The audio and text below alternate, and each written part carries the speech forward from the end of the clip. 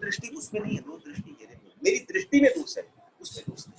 ये ध्यान रखना है कि एकत्व की प्रधानता मन के अंदर में भगवान ने, और बौद्धिक रूप से भगवान ने इसमें शिक्षा दी है कि बुद्धि के माध्यम से कैसे हम सत्य को और असत्य को, मतलब परमानेंट कौन है और कौन टेम्पररी है, इसका चिंतन कर करके, इसको विचार कर करके अपने जीवन में सत्य की तरफ अग्रसर करूं और असत का हम त्याग करते हैं।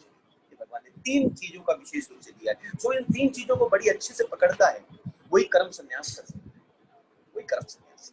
इस बात ठीक है। तो गीता का हमने पिछली बार किया था 5वां अध्याय, कितना श्लोक हुए थे? 12।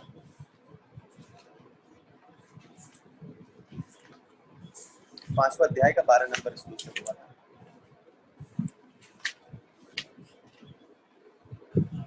यहाँ पर भगवान ने विशेष रूप से इस अध्याय के अंदर में भगवान ने कर्म संन्यास को पकड़ा है।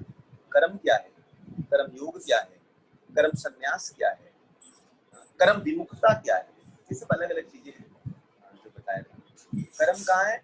जहाँ पर में कामना युक्त होता है, जहाँ पर में कर्म जिसके अंदर में कामना पूरी हो जाए, जहाँ पर में स्वार्थ आ जाता है। वो जो क्रिया है जिस चीज से संबंध बना लेते हैं, जब क्रिया से संबंध बना करके और उसमें कामना की प्रधानता हो जाती है, तब वो क्या हो जाता है? स्वार्थ की प्रधानता, तब वो कर्म कहलाता है।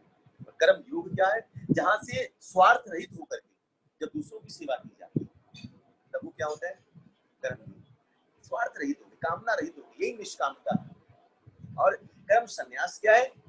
जहाँ पर में त्याग कर दिया जाता है, जहाँ पर में कर्तापन, कामना और कर्तापन दोनों का त्याग होता है। केवल कामना का त्याग नहीं, कामना के साथ, क्योंकि जब संन्यास आएगा तो कर्म योग को लेकर के आएगा, केवल कर्म संन्यास डायरेक्ट नहीं होगा। तो वो कर्म योग लेके आएगा तो कामना का त्याग होगा और साथ में कर्तापन का, ये दोनों चीजों का त्याज्य होकर के जब बैठता है तो बंधन मुक्त होता है। ये कर्म संन्यास कहलाता है। भगवान ने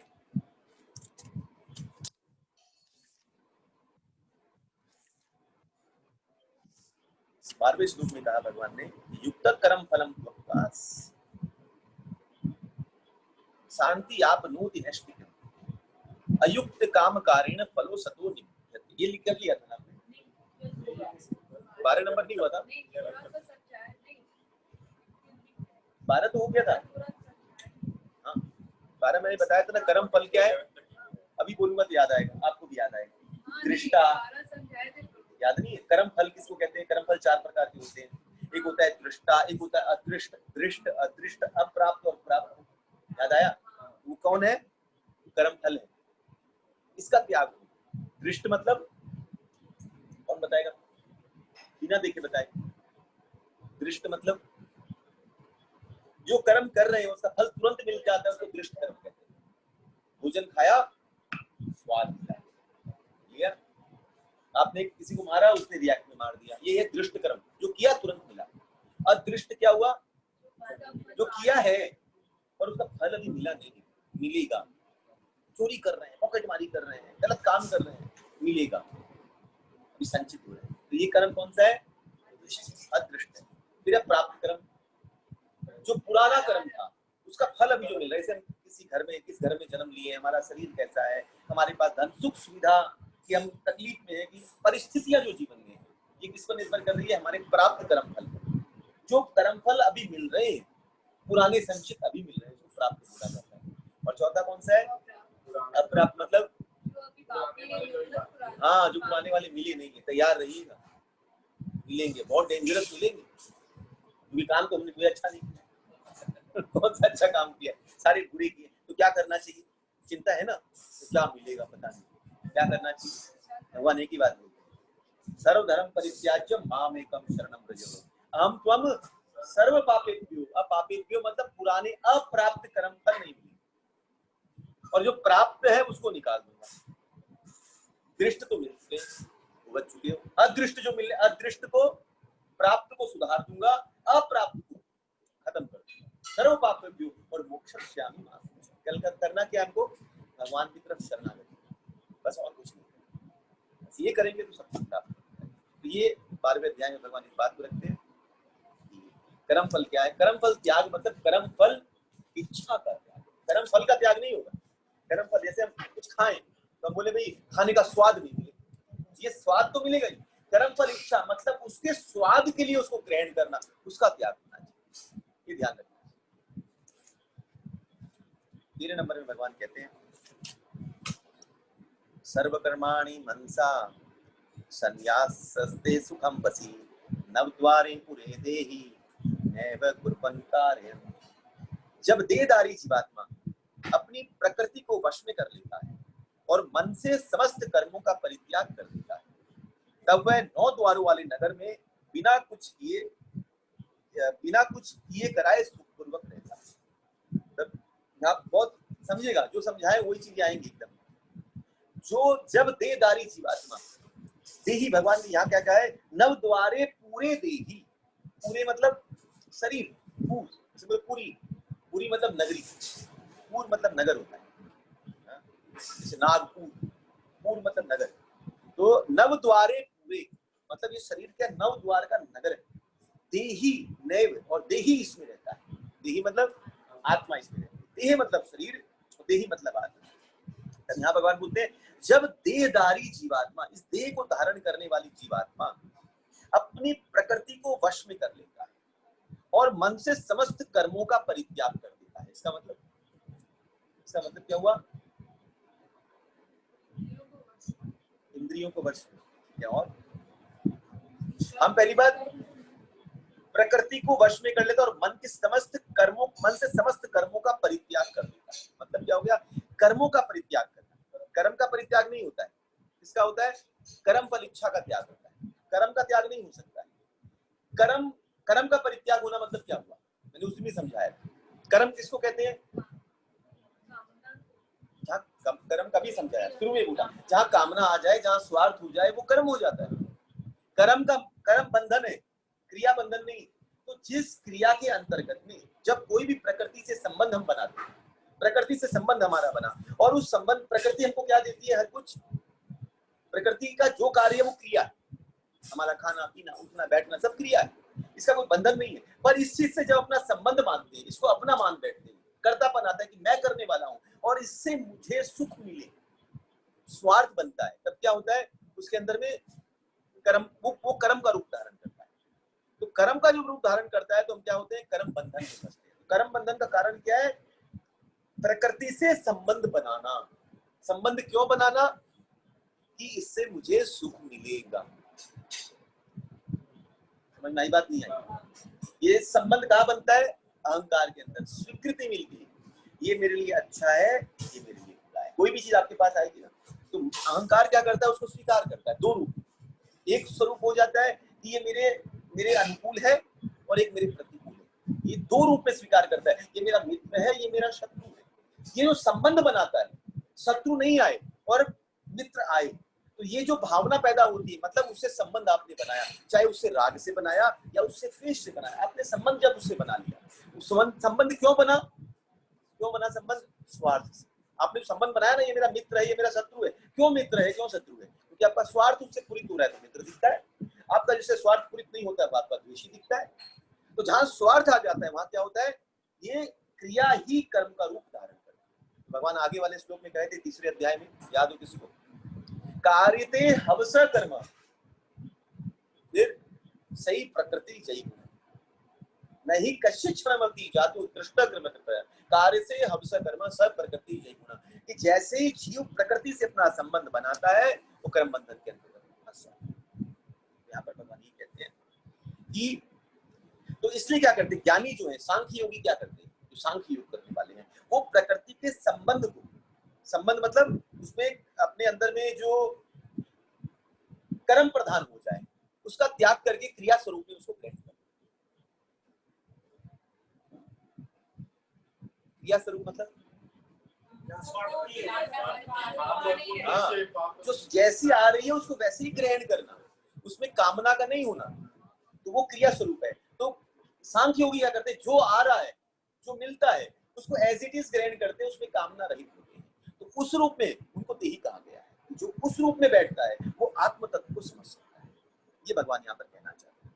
तब यहाँ भगवान कहते हैं कि नव द्वारे पुणे दी, 9 द्वार है इस शरीर में, कितने हैं नगर। अब देखिए ये समझिए, नगर में रहने वाले को व्यक्ति अलग होता है, और नगर अलग होता है। दो चीजें होती है, नगर अलग है, नगर का व्यक्ति अलग है। तो नगर में जो व्यक्ति रहता है वो अपने आप को नगर से अलग ही समझता है कि नगर ही समझता है? अलग समझता है ना। तो दो चीजें होती है वहां पर। एक जो नगर के अपने आप को अलग समझता भी है, और नगर में जो कार्य हो रहा है, जो क्रिया हो रही है, उससे भी अपने आप को अलग समझता है। उससे संबंध थोड़ी बना के रखता है अपना, ये मेरे साथ हो रहा है, ये थोड़ी मानता है। वो अलग है, ये अलग है। वैसे ही भगवान बोलते हैं ये जो शरीर है ये क्या है? नौ द्वारे नगर, नौ द्वार, भगवान बोलते नौ द्वारे पूरे, और आप कौन है उसके अंदर में? नागरिक। कौन है? देही। तो कैसे रहना चाहिए? दो भाव से। पहला भाव, ये अलग है और वो अलग है। जैसे नगर अलग है और नागरिक अलग है, वैसे ही आत्मा अलग है और ये शरीर अलग है। जैसे उस नगर में कई द्वार है, इस शरीर में 9 द्वार है। ठीक है ना। और दूसरी बात भगवान बोलते हैं कि जो नगर में जैसे कोई भी कार्य होता है, कोई भी क्रिया होती है, उससे आप प्रभावित नहीं होते हो, उसी प्रकार इस शरीर पे जो भी घटनाएं हो रही हैं उससे आत्मा किसी प्रकार से प्रभावित नहीं। जो शरीर को पीड़ा होती है, दुख पहुंचता है, चोट पहुंचती है, जो भी चीजें आती है, चाहे वो स्थूल हो चाहे वो सूक्ष्म हो, उसका आत्मा से कोई लेना देना नहीं। पर गलती क्या होती है? तीसरा अध्याय, अहंकार विमूढ़ आत्मा। भगवान क्या बोलते हैं? अहंकार विमूढ़ आत्मा कर्तारमपि, मतलब ये जो आत्मा है ये मूर्खता में क्या करती है? कर्तारमपि, अपने आप को कर्ता मान रही है कि मैं कर रही हूँ। आत्मा ये मानती है। तो भगवान बोलते मूर्ख है जो ये मानता है मैं। अहंकार विमूढ़ आत्मा। याद ये सब करवाया तो था। जो इसमें कर्म करते हैं, जो डेली का, तो परिवार का, उसको भी कौन सा उसमें, हाँ, उसके अंतर्गत में कामना रहित होकर के करें, कामना रहित होकर के करें, स्वसुख छोड़ करके। देखिए इसको आगे में आएगा। दो चीजें होती है, एक होती है ममता और एक होती है समता। सम मतलब समान दृष्टि से, समता का मतलब होता है कि दूसरों के दुख में को देख करके दुखी होना, दूसरों के सुख को देख करके सुखी होना, ये समभावना। भगवान आगे कहेंगे विद्या विधि संपन्ने ब्राह्मण गिरी भस्तिनी सुनीचेव सौपाति जाओ पंडिता समदर्श। तो ये शुरुआत, समता की जो शुरुआत हो कहां से हो? घर से होनी चाहिए, जहां पर परिवार को हम देखते हैं, परिवार के सुख में सुखी होना, दुख में दुखी होना। पर हम क्या करते हैं? ये ममत्व तो है कि मेरे हैं, परंतु उसमें समभाव नहीं रख पाते, उसमें स्वार्थ कहीं ना कहीं पैदा हो जाता है। हमारे हिसाब से अगर चलेंगे तब तो ठीक। तो वहां पर में ममत्व तो रहता है पर समता वहां पे आपको। तो हमको क्या करना चाहिए? दोनों भाव रखना चाहिए, ममत्व के संग समता। ये आगे आएगा तो मैं आपको डिटेल में समझाऊंगा। पर गृहस्थ के अंदर में भी रहे तो हमको किस भाव से रहना चाहिए? जो भी कार्य करे क्रिया स्वरूप में करे, उसको ये नहीं समझे कि इसके लिए कर रहे हैं तो इसके बदले में मुझे क्या मिलेगा। ये भाव से रहित होकर, निष्काम भाव होकर तब वो क्रिया का। पर हम करते क्या है? हम तो ये सोच के करते हैं कि भाई आगे फायदा होगा, कुछ ना कुछ तो हमको दिखता ही है, आगे चल। वहां पर जहाँ कामना आ जाएगी वो कर्म करूँ, और जहाँ कर्म है वो बंधन का रूप होता है।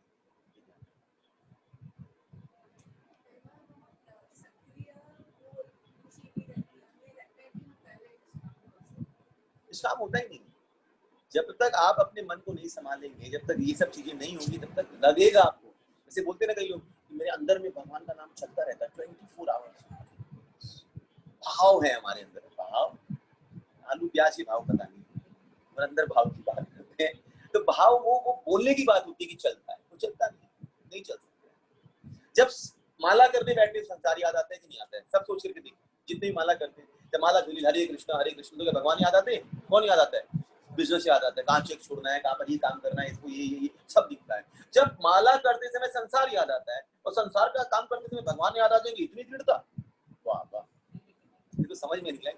हाँ, सोच के देखिए, माला झोली पकड़ते ही संसार याद आता है आपको। मैं तो बोलता हूँ कोई चीज आप भूल जाते हो, एक बोलते नहीं रखी, माला झोली पकड़ लीजिए, हरे कृष्ण देखिए फट से याद आ जाएगा, कहाँ रखे थे, क्या रखा था, सब माला झोली थी, सब कोई भी चीज याद दिलाती है। और चिंता मत करिए, जब इतनी खोई हुई चीज याद दिलाइए तो कभी खोई हुई राधा रमन भी याद दिला देंगे। चिंता की क्या बात है, बस करते रहिए। खोए, वो भी तो खोए हमसे, हमारे मानसिक थे, हमसे चिंतन से निकल गए ठाकुर भी। करते रहिए करते रहिए करते रहिए, समय वो खोया हुआ राधा रमन भी सामने आ गया।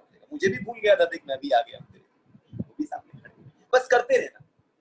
आचार्यगण कहते हैं ना, हरि नाम करते रहो जब तक घट में प्राण, कभी तो दीन दयाल के भनक पड़े। कभी तो पता चलेगा, ठाकुर को तो पता चलेगा कि हाँ ये मेरा नाम बजता है, ये बजता है।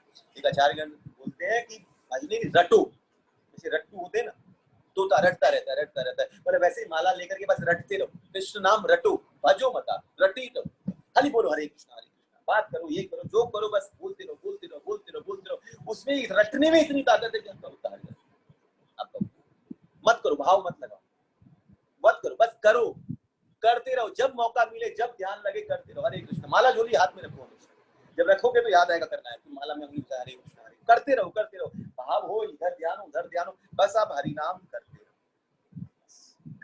रटो। तो बोलते भजो मत, रटो, बोलते रहो, काम करेगा। ये आध्यात्मिक है नाम, काम करेगा।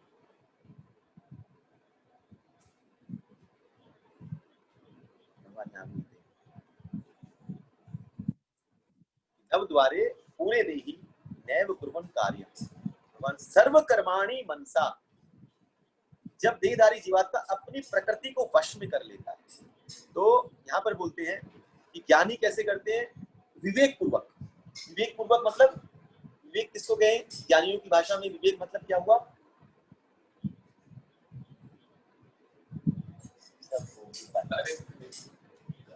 विवेक मतलब,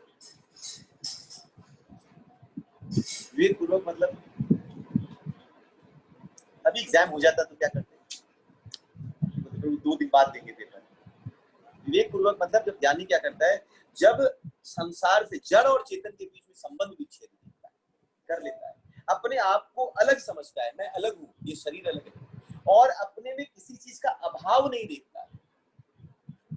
ये समझ में आई बात, आत्मा में कोई चीज का अभाव है नहीं है, तो ये सोचता है कि मेरे अंदर किसी चीज का अभाव नहीं। कामना कब पैदा होती है, अभाव से। जब अभाव ही नहीं दिखेगा, आत्म तत्व में आप स्थित हो जाओगे और अपने अंदर अभाव नहीं दिखेगा, तो क्या होगा, कामना जगेगी, कामना नहीं जगेगी, कामना। तो ये जो विवेक है ज्ञानियों में क्या आता है, पहली बात अपने को, शरीर को और आत्मा को अलग रूप में देखते हैं, जड़ और चेतन को अलग भाग करते हैं, और अपने को इस शरीर से अलग देखना, और फिर ये मानना कि मेरे में किसी चीज का अभाव नहीं, आत्मा में कोई चीज की कमी नहीं है, सच्चिदानंद स्वरूप है आत्मा, उससे क्या जोड़ सकते हो, क्या घटा सकते हो, कुछ नहीं जोड़ सकता है। तो अभाव नहीं देखता है, और जब अभाव नहीं देखता है तो संसारिक कामना नहीं होती है। क्यों नहीं होती है, इस संसार को ये जानता है कि ये शरीर क्या है, व्यष्टि, और संसार समष्टि, बताया था ना, समष्टि मतलब संसार और व्यष्टि मतलब शरीर।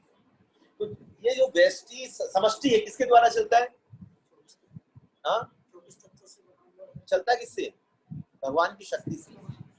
तो प्रकृति चलती है भगवान की शक्ति से, ये शरीर क्या है, उस समष्टि का अंश है, व्यष्टि मतलब उस प्रकृति का अंश ये शरीर है कि नहीं है ना, तो ये किससे चलेगा, ये भी उसी के अंश, भगवान की शक्ति से ही चलेगा। तो वो ये इस भाव को देख लेता है कि जैसे प्रकृति को भगवान अपने आप चला रहे हैं, कुछ नहीं करना पड़ता है, कब सूर्य उदय कब अस्त हो रहा है, सब चीज अपने आप हो रहा है कि नहीं हो रहा है, हमारा क्या रोल है उसमें, हम बोले काम करते हैं, सूर्य को थोड़ा लेट कर देते हैं, इज इट पॉसिबल, आज थोड़ा ग्रीष्म ऋतु को थोड़ा लेट कर देते हैं, ये हम इसको जल्दी कर देते हैं, अभी बहुत गर्मी, एसी चालू कर सकते हैं, पर बाहर के मौसम को आप चेंज नहीं कर सकते। तो प्रकृति भगवान की शक्ति द्वारा क्रियाशील, उसमें हमारा कोई हस्तक्षेप नहीं है, और उसमें हमारे अंदर कर्तापन भी नहीं आता है। आता है क्या कि मैं करने वाला हूँ, क्यों नहीं है, क्योंकि आप ये जानते हो कि प्रकृति को ऊपर की शक्ति, भगवान की शक्ति चलाती है। तो वैसे ही जो ज्ञानी है वो ये मानता है कि जैसे समष्टि को, प्रकृति को भगवान की शक्ति चलाती है, तो इस व्यष्टि को भी कौन चलाता है, भगवान की प्रकृति चलाती है। तब इसमें क्या करता है, वो इस कर्तापन को नहीं देखता, जैसे वो अपने आप चल रही है, ये भी अपने आप चलता है। इससे भगवान ने जो जो चीजें दी है, जब पैदा किया है तो खाने की, शरीर की सारी व्यवस्था करी, सारी व्यवस्था करी। पैदा होते ही बच्चों को, चाहे वो कोई भी जानवर में हो, कोई भी उसमें हो, उससे खाने की व्यवस्था पहले करी, पहले से व्यवस्था, उसकी सब चीज की व्यवस्था ठाकुर पहले से, जो निश्चिति है हमारी इस शरीर की, इस समष्टि की, समष्टि में जो व्यष्टि की जो व्यवस्था है, भगवान ने अपने आप सारी चीजें कर दी है। तो वो इस चीज को जानता है, और जान करके इस संसार से संबंध विच्छेद करता है। तब दिखता है जब देहधारी जीवात्मा अपनी प्रकृति को वश में कर लेता, अपनी प्रकृति मतलब इस शरीर को वश में कर लेता, अपनी प्रकृति जो उसे कंट्रोल, इसको वश में करता है, मतलब इसमें कर्तापन नहीं आने देता है, और मन से समस्त कर्मों का परित्याग करता है, मतलब फिर कर्म फल इच्छा का परित्याग करता है, मुझे कुछ नहीं चाहिए, कामना नहीं, ऑटोमेटिक, कामना निकल जाएगी तो ऑटोमेटिक, आज अपने आप चलता है, समय चलता है, किसी के लिए रुकता नहीं है समय।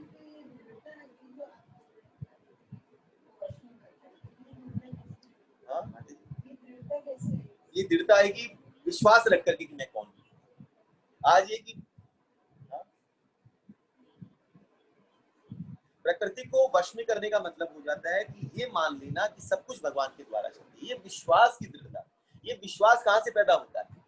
विश्वास पैदा होता है सत्संग से, सत्संग से।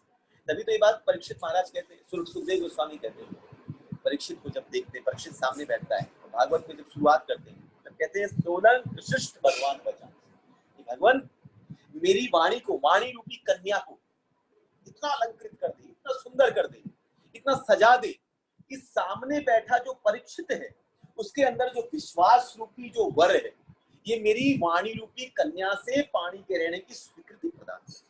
मतलब मेरी वाणी को उसका विश्वास कर ले, हरण कर ले, ले स्वीकार कर। तो ये सत्संग का प्रभाव है। सत्संग अंदर में विश्वास को जागृत करता है, विश्वास को ग्रहण कर लेता है, और जब ये होता है तब हम उस चीज के प्रति अग्रसर होते हैं। आज अब देखिए, जैसे मैं एग्जाम्पल दूं, आज दूरी माता जी आज वो 16 माला करने लगी है ना, कैसे करने लगी, पर ये हुआ कैसे? ये सत्संग के प्रभाव से। जब भक्तों के साथ बैठते हैं, कथा श्रवण करते हैं, तो ये जो प्रभाव होता है ना, इसी प्रभाव से चीजें जाती है। पर ये प्रभाव छूट जाए तब देखिए, अब 1 महीना 2 महीना छोड़ करके देखिए सत्संग और प्रभाव धीरे धीरे धीरे करके मन नहीं लगेगा, आलस्य आएगा, लगेगा कि माला कर रहे हैं कि घसाई कर रहे हैं। बोलते हैं ना, जब भक्ति तीव्र होती है ना तो माला है ना माखन की तरफ आती है, जैसे फट फट फट फट फट फट ऐसे लगेगा कि खत्म, अरे चालू किया खत्म, और जब नहीं हो तो वो साइकिल की चेन की तरह चलती है, घसर घसर घसर घसर, बार बार निकालो, वो बहुत बाकी है, हरे कृष्णा 4 बार फिर करिए, फिर माला निकाली, फिर उसको अंदर घुसाया, फिर हरे कृष्णा हरे, कभी खत्म होगा, कभी नाम पे नहीं, कब खत्म होगा इसमें चिंता से, बार बार देखेंगे कैसे निकालेंगे, सांप की तरह निकाल करके फिर अंदर, अच्छा इतना और बाकी, फिर अंदर, तो वो साइकिल की चेन की तरह से। तो जैसे ही सत्संग मिलता है, जैसे ही वापस सत्संग होता है, सत्संग क्या करता है, उस चेन में ग्रीसिंग कर देता है, फिर वो फरक फरक करके फिर भागना। तो माला 2 तरह से, या तो हरे कृष्ण जय श्री कृष्ण चैतन्य बोले तो चैतन्य महाप्रभु पे ऐसे टिक जाए कि प्रभु नित्यानंदा ही मुझसे ले, या तो इतने अटक जाए, या तो ऐसे भाग जाए कि महाराज पता ही नहीं चले कि हरिदास ठाकुर कब 192 माला कर करके बैठ जाते थे, पता नहीं चलता। ये 2 स्थिति आ जाती है, विश्वास, दृढ़ता, सत्संग से प्राप्त, ये ध्यान रखना। ऐसा तो नहीं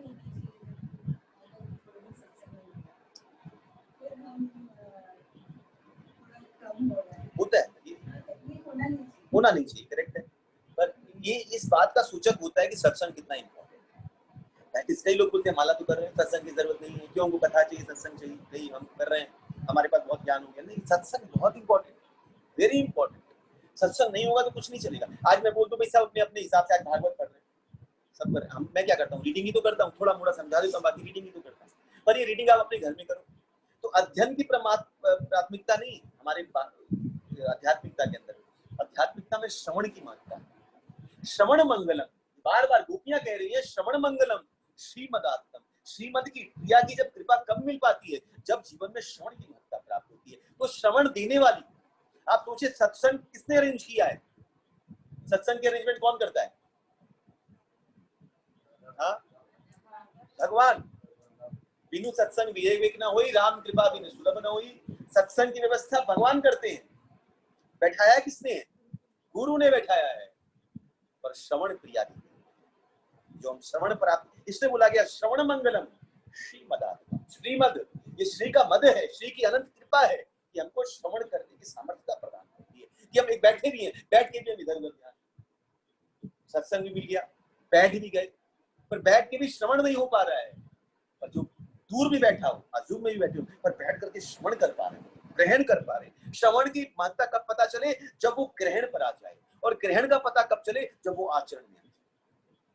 तो श्रवण से ग्रहण और ग्रहण से आचरण में आना, हमारे जीवन, हमारे कार्यकलाप में आ जाना, ये श्रेष्ठता है, ध्यान रखना चाहिए। ठीक है, कम से कम ये पता चला कि सत्संग की महत्ता है, फिर सत्संग को दृढ़ता से पकड़ करके फिर आगे बढ़ने का प्रयास है। कोई बात नहीं, आज गिर गए हैं, गिरे हुए धरती पर गिरते हैं ना, धरती का सहारा लेकर के उठा जाता है ना।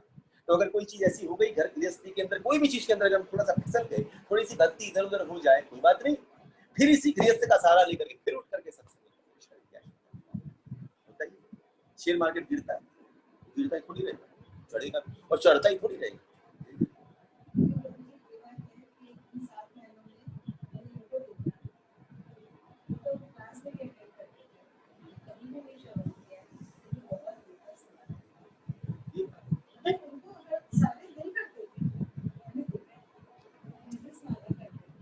अच्छा है ये चीजें, पर क्या होता है सत्संग क्या करता है, सत्संग उस माला के अंदर में घृत का काम करता है, उसके अंदर और मिठास देता है और भाव जागृत करवाता है।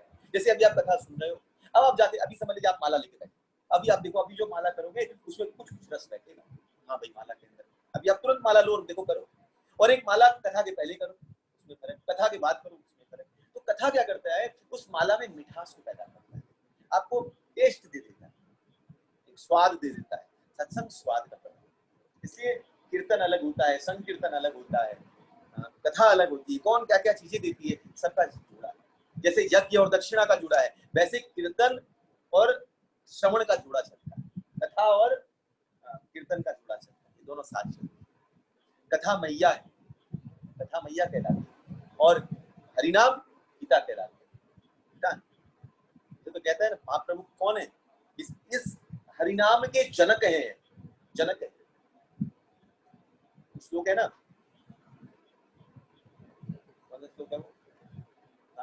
अजानुलंबित भुजौ कनक वदनौ संकीर्तनौ पितरौ, संकीर्तनौ पितरौ कौन है, महाप्रभु संकीर्तन के पिता हैं। कोई पिता को पुत्र को ग्रहण उठाना पड़े, बड़ा सुंदर पुत्र उठाओ तो क्या करेंगे, उसके पिता हो बगल में तो क्या पूछेंगे, ऐसे उठा लेंगे क्या आपका बड़ा बच्चा सुंदर उठा ले क्या, तो वैसे ही इस हरिनाम को उठाना हो तो महाप्रभु रूपी पिता से परमिशन लेकर के हरिनाम को उठाया जाता है। तो पिता मतलब पुरुष रूप में आकर के हरिनाम बैठता है और स्त्री रूप में आकर कथा बैठती है, और इन दोनों के मिलन से जाकर के हमारे हृदय में महाराज भक्ति रूपी कन्या का यही भाव है, इसी भाव से पकड़ करके चलेगा, दोनों का जोड़ा चलता है, किसका, कथा का। यही विश्वास रखिए, जैसे एक छोटा बच्चा रहता है ना, चलता है, उसको क्या विश्वास है, किस पे विश्वास है, माँ पे, पिता पे, और दोनों की उंगली पकड़ करके एकदम मस्त कुरकुर होकर के चलता है कि नहीं। अब देखिए माँ एक उंगली माँ पकड़ ले, एक उंगली पिता पकड़ ले, छोटा सा हो, साल 1.5 साल 2 साल का हो, कुछ चिंता नहीं होती है, एकदम इधर से उधर कदम बढ़ाता है, थोड़ा सा गड्ढा आ गया पानी का तो क्या करते हैं, दोनों जन उठा लेते हैं और पार करवा देते हैं, उसको पहले तो और खुश होता है, और उठाओ मस्ती करता है कि नहीं। तो वैसे ही जीवन में आ जाता है, एक उंगली कथा को पकड़ा दीजिए, एक उंगली हरिनाम को पकड़ा दीजिए और चलते चलिए आराम से, बड़े से बड़ी विपत्तियों के गड्ढे आ जाएंगे, कब हरिनाम और हरिकथा मिलकर के उठा करके पार लगा देंगे, आपको पता भी नहीं चल पाएगा कैसे पार करें, आनंद में मस्ती में होकर के जीवन निकल जाता है। बस ये उंगली पकड़ानी है, हरिनाम को तो पकड़ा लिया, कथा को पकड़ा, दोनों का जोड़ा है, बड़ा दिक्कत। कथा की महत्ता है, भगवान स्वयं बैठ करके कथा सुनते, रुक्मणी जी के चरण पे, क्या नाम है, नारायण जब लेटते हैं तो लक्ष्मी जी चरण पे बैठती है, और चरण पे बैठ के खाली चरण थोड़ी दबाती है। अब चरण किसका दुखता है मालूम है ज्यादा, जिसको माने गैस की बीमारी होता है ना, उसके चरण ज्यादा, मतलब मेरे पाँव बहुत दुखते हैं, मतलब गैस्ट्रिक, क्योंकि नारायण को गैस्ट्रिक की बीमारी है, दिन भर वो चरण ही दबा रही है सोच करके देखा, और जब देखो चरण पे लक्ष्मी जी बैठी हो, चरण जापन नहीं करती है, बल्कि उस चरण से नारायण के अंदर अनंत जो रस है, उस चरण रस को खींच करके क्या करती है, भक्तों को प्रदान करती है, और भक्तों के अनंत भावों को ग्रहण कर करके क्या करती है, नारायण को सुना देती है। कथा श्रवण जरूर, इसके बिना काम नहीं चलेगा।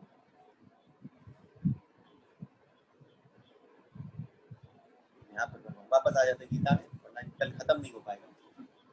जब देहधारी जीवात्मा अपनी प्रकृति को वश में कर लेता है और मन से समस्त कर्मों का परित्याग करता है, समस्त कर्मों का त्याग होना मतलब फल इच्छा का त्याग, और मन का मतलब केवल मन नहीं है, मन के अंतर्गत में अंतःकरण आ जाता है, अंतःकरण मतलब मन भी आएगी, बुद्धि भी आएगी, और इसके अंदर में अहंकार भी आएगा, ये तीनों चीज आती है। तो मन से राग द्वेष निकलना, बुद्धि से चिंता गलत विचारों का निकलना, और अहंकार से संसारिक जो प्रकृति से हम संबंध जोड़ करके क्रिया को कर्म रूप में परिणित कर देते हैं, उस चीज का निकलना, ये तीनों चीजों का त्याग कौन कर देता है, वो जीवात्मा।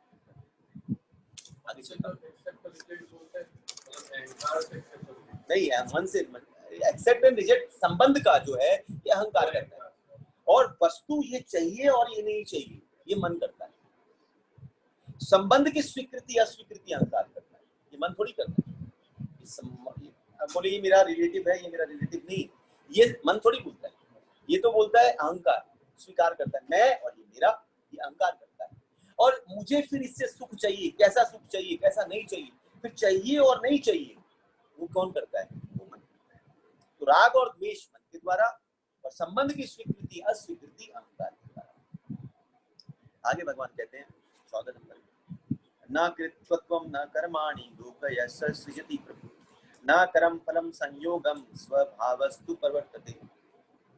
शरीर रूपी नगर का स्वामी देहधारी जीवात्मा न तो कर्म का सृजन करता है, न लोगों को कर्म करने के लिए प्रेरित करता है, न ही कर्म फल की रचना करता है। यह सब तो प्रकृति के गुणों द्वारा ही किया जाता है। इतना विस्तार है ना सब चीज करता है, बहुत चीज समझा दो, मैं थोड़ा भागना पड़ता है, फटाफट समझाता हूँ कि 3 चीजें इसमें कही, समझ जाइएगा। जो चीज नहीं समझ में आए बस पूछ लीजिए। 3 चीजें भगवान बोलते हैं, कृतित्वम न कृतित्वम न कर्माणि और न कर्म फल संयोगम। 3 बात भगवान करते हैं। कृतित्वम मतलब कर्तापन का न होना, न कृतित्व मतलब उसके अंदर कर्तापन नहीं है। दूसरा न कर्माणि मतलब कर्म नहीं है, कर्म नहीं है तो क्या है? क्रिया है। न कर्म न कर्माणि मतलब कर्म नहीं कर रहा। कर्म नहीं करना मतलब ये नहीं कि हम अकर्मी होकर बैठ जाए। भगवान बोलते कर्म मत करो, कर्म त्याग कर दो, तो हम कल से कुछ नहीं करेंगे, घर में बैठे। कर्म तो प्रतिक्षण हो रहा है, पर वो कर्म नहीं है, वो क्रिया है। बस हमको अपने जो कर्म कर रहे हैं उसको कर्म को हटा करके कर्म त्याग करके क्रिया रूप में परिणित करना है, और जो उसका फल है वो भगवान को अर्पित, ये ध्यान रखना है। और तीसरी चीज न कर्म फल योग, मतलब कर्म फल का संयोग, ये 3 चीजें नहीं होनी चाहिए। मतलब पहली चीज कर्तापन ना हो, कर्म ना हो, और तीसरी चीज कर्म फल संयोग ना हो, मतलब कर्म फल की इच्छा नहीं। तो यहाँ पर प्रभुपाद बोलते हैं शरीर रूपी नगरी का स्वामी देहधारी जीवात्मा न तो कर्म का सृजन करता है, न तो कर्म का सृजन करना मतलब कर्तापन ना होना। कर्म का सृजन कब होता है? कर्म का सृजन मतलब कर्म कब बनता है? क्रिया से कर्म कब होता है? कामना मतलब आपने सृजन कर दिया, कर्तापन ले आया अपने अंदर, मैं संबंध बनाया ना, संबंध क्या हो गया? संबंध तो कर्तापन हुआ। जैसे ही संबंध बनाया तो भगवान बोल रहे हैं न कृतित्वम, वह कर्म का सृजन नहीं करता है,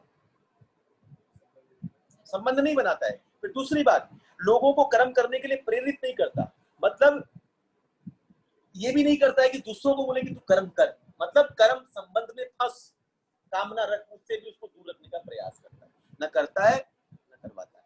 और तीसरी चीज न कर्म फल युगम, भगवान यहाँ कहते हैं, दो बात बोलते, नहीं कर्म फल की रचना करता है, मतलब न कर्म फल की इच्छा करता है कि मुझे कर्म फल चाहिए। नई नई चीजें देख करके रचना करना मतलब क्रिएट करना, अब ये चाहिए, अब ये चाहिए, अब ये चाहिए, हम बोल रखते हैं ना, ये होगा उसके बाद हम ऐसे करेंगे, उसके बाद ये करेंगे, उसके बाद ये करेंगे, जैसे बच्चे रखते हैं, ये करेंगे उसके बाद फिर ये डिग्री, उसके बाद ये पैसा, उसके बाद वो पैसा, उसके बाद ये, उसके बाद ये, उसके बाद धीरू भाई अंबानी बन जाएंगे, मतलब कहाँ से कहाँ, यानी ख्वाब ही खुला। वो एक मूवी आई थी ना, याद है वो कौन सी थी? हाँ मूवी थी, वो सीरियल था, एक परेश उसकी थी, सलमान खान और सब भूल जाता हूँ, और आमिर खान, अंदाज अपना अपना, उसमें वो रहता है ना परेश रावल, बोले मैं एक पोल्ट्री फार्म, पहले अंडे लूंगा, अंडे से मुर्गी के बच्चे निकालूंगा, फिर मैं उसके साथ में ये करूंगा, उसके बाद पोल्ट्री ब्रेड की वो खोलूंगा, उसके ये हीरे हाथ में आते और ये कर करके मैं राजा बन जाऊंगा। तभी देखा वो हीरा गायब हो गया, सब धरा का धरा रह गया। तो ये है क्या करना, कुछ आया नहीं, उसके पहले कर्म फल की रचना करते ना, कि इसके बाद ये, इसके बाद ये, इसके बाद ये, इसके बाद ये, ऐसा कर करके हम ऐसा प्लानिंग, हम ऐसा कर देंगे, नहीं कर्म फल की रचना करता, इन तीनों चीजों से निकलता है। तो जीव जो है इस 3 चीज की सृष्टि करता है, इसकी कृतित्वम, कर्माणि, और तीसरी चीज क्या है? कर्म फल संयोगम। इस 3 चीज की सृष्टि कौन करता है? जीव करता है ना।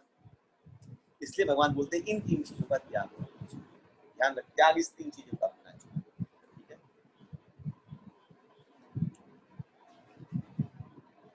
कोई सवाल इसमें? न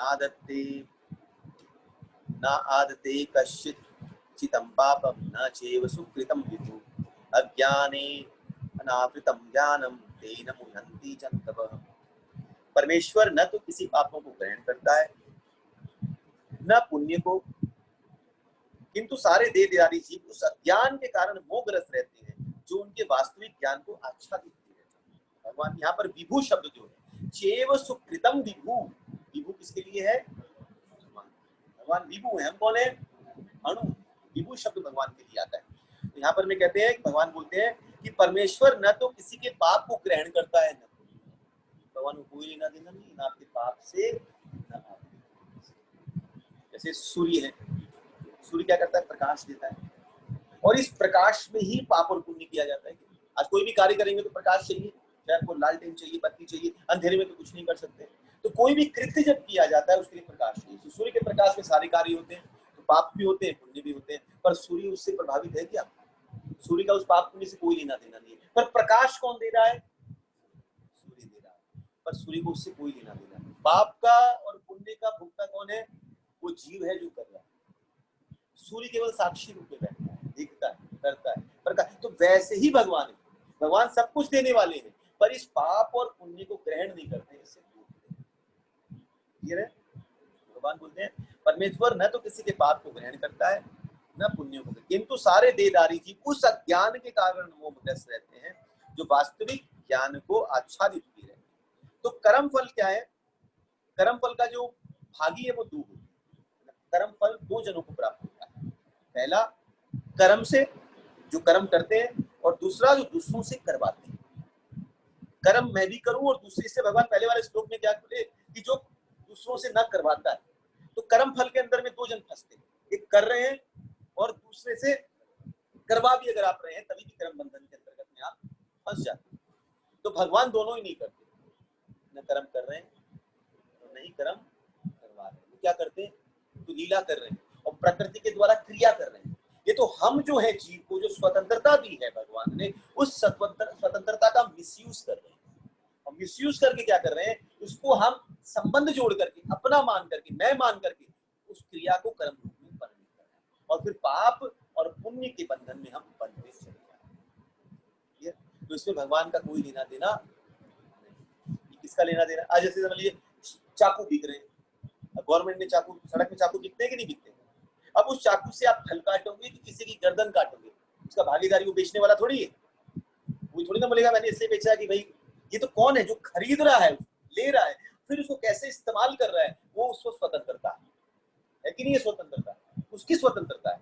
कभी एक से आप सब्जी काट रहे हो, उससे मांस काट रहे हो, दोनों स्वतंत्रता है आपको, आप उसको कैसे यूज करें। उसमें बेचने वाले का, गवर्नमेंट का कोई लेना देना नहीं है। उसी प्रकार कि जो कर्म जो किया जाता है, जितनी भी चीजें हैं, भगवान का उससे कोई लेना देना नहीं है। ये स्वतंत्रता भगवान ने हमको दी है, क्रिया रूप में दी है। हमने उसको कर्म रूप में परिणत कर करके बंधन में आकर के हम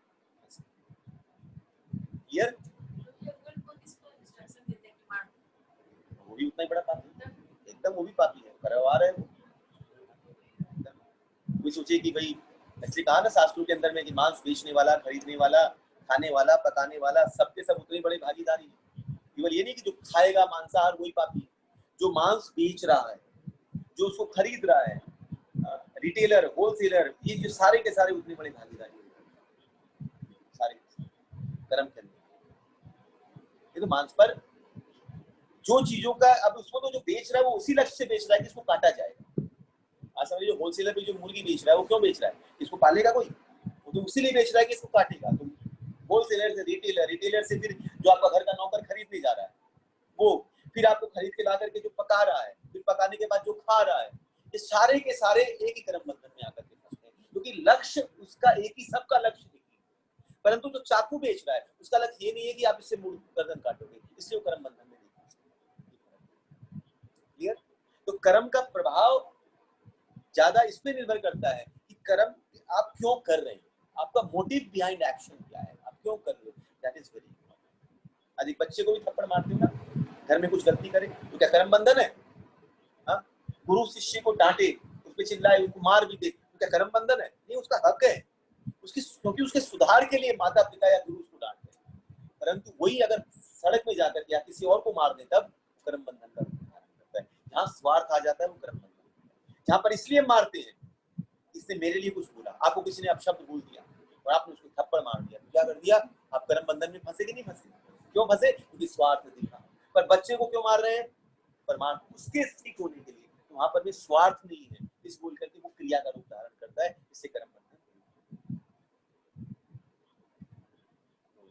यहाँ पर भगवान बोलते हैं कर्म फल का भागीदारी दो है, एक कर्म जो करे और दूसरा जो कर्म करवाता है। तो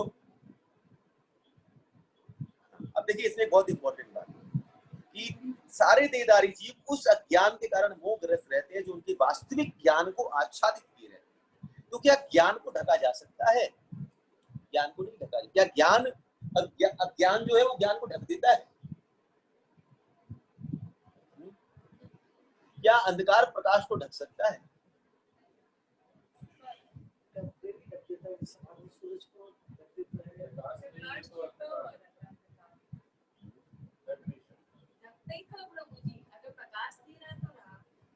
जैसे अपने को रियल नॉलेज नहीं है, रियल नॉलेज है पर क्योंकि कामना का पर्दा है तो हम लोग उसको नहीं। कामना का पर्दा कहाँ है? ज्ञान के ऊपर, मन के ऊपर। मन के ऊपर पर्दा कहाँ पर में है? बुद्धि के ऊपर में। बुद्धि के ऊपर काम ये पर्दा, विवेक के ऊपर पर्दा पड़ा है, ज्ञान के ऊपर पर्दा नहीं पड़ा है। तो यहाँ पर जो बात कही जा रही कि जीव उस अज्ञान के कारण मोहग्रस्त हो जाता है। क्या ज्ञान से मोहग्रस्त हुआ? क्योंकि उनके वास्तविक ज्ञान को आच्छादित कर देता है। आच्छादित कौन करता है? ये विवेक जब ढकता है, जब ये कामना ये विवेक को ढक देती है, तब ये ज्ञान आच्छादित हो जाता है। जैसे जैसे समझिए कि एक बादल है जो सूर्य को ढक रहा है। क्या बादल सूर्य को ढक सकता है? किसको ढका है? इसको ढक, हमारी आंखों को ढक दिया है। सूर्य को एक छोटा सा, सूर्य कितना बड़ा है तो हमने बड़ा ही, कितना बड़ा है सूर्य? ये पृथ्वी से भी अथा बड़ा है। और बादल कितने बड़े? बादल तो एक साइज है। तो क्या इतने बड़े सूर्य को वो ढक सकता है क्या? नहीं, उसने ढका है, हमारी दृष्टि को ढक दिया, हमारी दृष्टि को आच्छादित कर दिया है, तब वो प्रकाश आपको नहीं दिखाई देता है। तो वैसे ही क्या करता है, ये जो अज्ञान है हमारे विवेक में पड़ता है और अंदर में जो उपस्थित ज्ञान है उसका दर्शन हम नहीं कर पा सकते, नहीं कर सकते। जैसे आंख में कुछ गिर जाए तो आप दर्शन नहीं कर पाते, तो आप क्या करते हो? डॉक्टर के पास जाते हो, मेरे को दिख नहीं रहा है ठीक से, क्या करें? तो डॉक्टर इलाज करता है, इलाज करके भाई जैसे होता है ना कि कैटरेक्ट हो जाए तो वो झिल्ली आ जाती है, उसको निकाल देता है और उसको साफ साफ दिखाई। तो वैसे ही क्या होता है, जब ये अज्ञान का पर्दा जब विवेक के ऊपर में पड़ता है, तब वो डॉक्टर कौन होते हैं? गुरु होते हैं, जो उस पर्दे को निकाल देते हैं, कामना के पर्दे को निकाल देते हैं, तब जाकर के उस ज्ञान का प्रकाश जीवन में प्रवेश करता है। समझ में आई बात?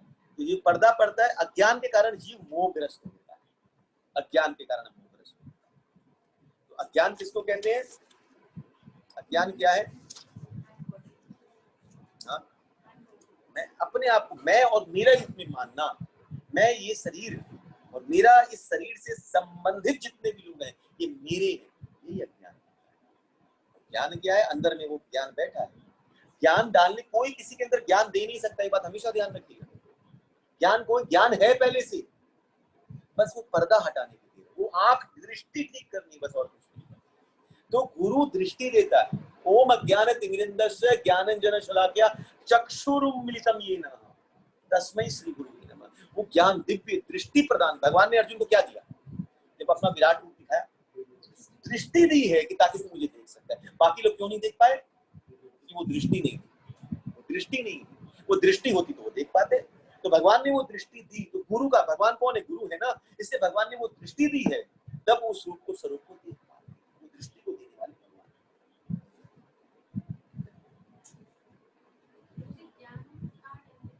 हाँ, विवेक ऊपर क्या है? विवेक ढकता है, ज्ञान को नहीं ढकता है। जैसे सूर्य को ढका हुआ दिखता है, वो सामने आ जाता है, तो जो सामने की चीज है दैट इज विवेक। विवेक रहता है किसके अंदर? प्रज्ञा के अंदर।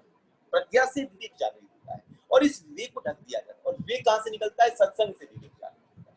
पर अज्ञान क्या करता है? इसको ढक देता है, कामना से आकर। दो भाग है, एक प्रज्ञा है और एक बुद्धि। दो भाग है। बुद्धि सांसारिक और प्रज्ञा आध्यात्मिक। इसे आध्यात्मिकता में प्रज्ञावान कहा जाता है, बुद्धिमान नहीं कहते। कोई कोई आगे बढ़ जाए भक्ति में तो ये नहीं बोलेंगे बहुत बुद्धिमान है, तो बोलेंगे बहुत प्रज्ञावान है। प्रज्ञावान, श्रद्धावान, प्रज्ञावान, विवेकशील, ये शब्द का इस्तेमाल। ठीक है?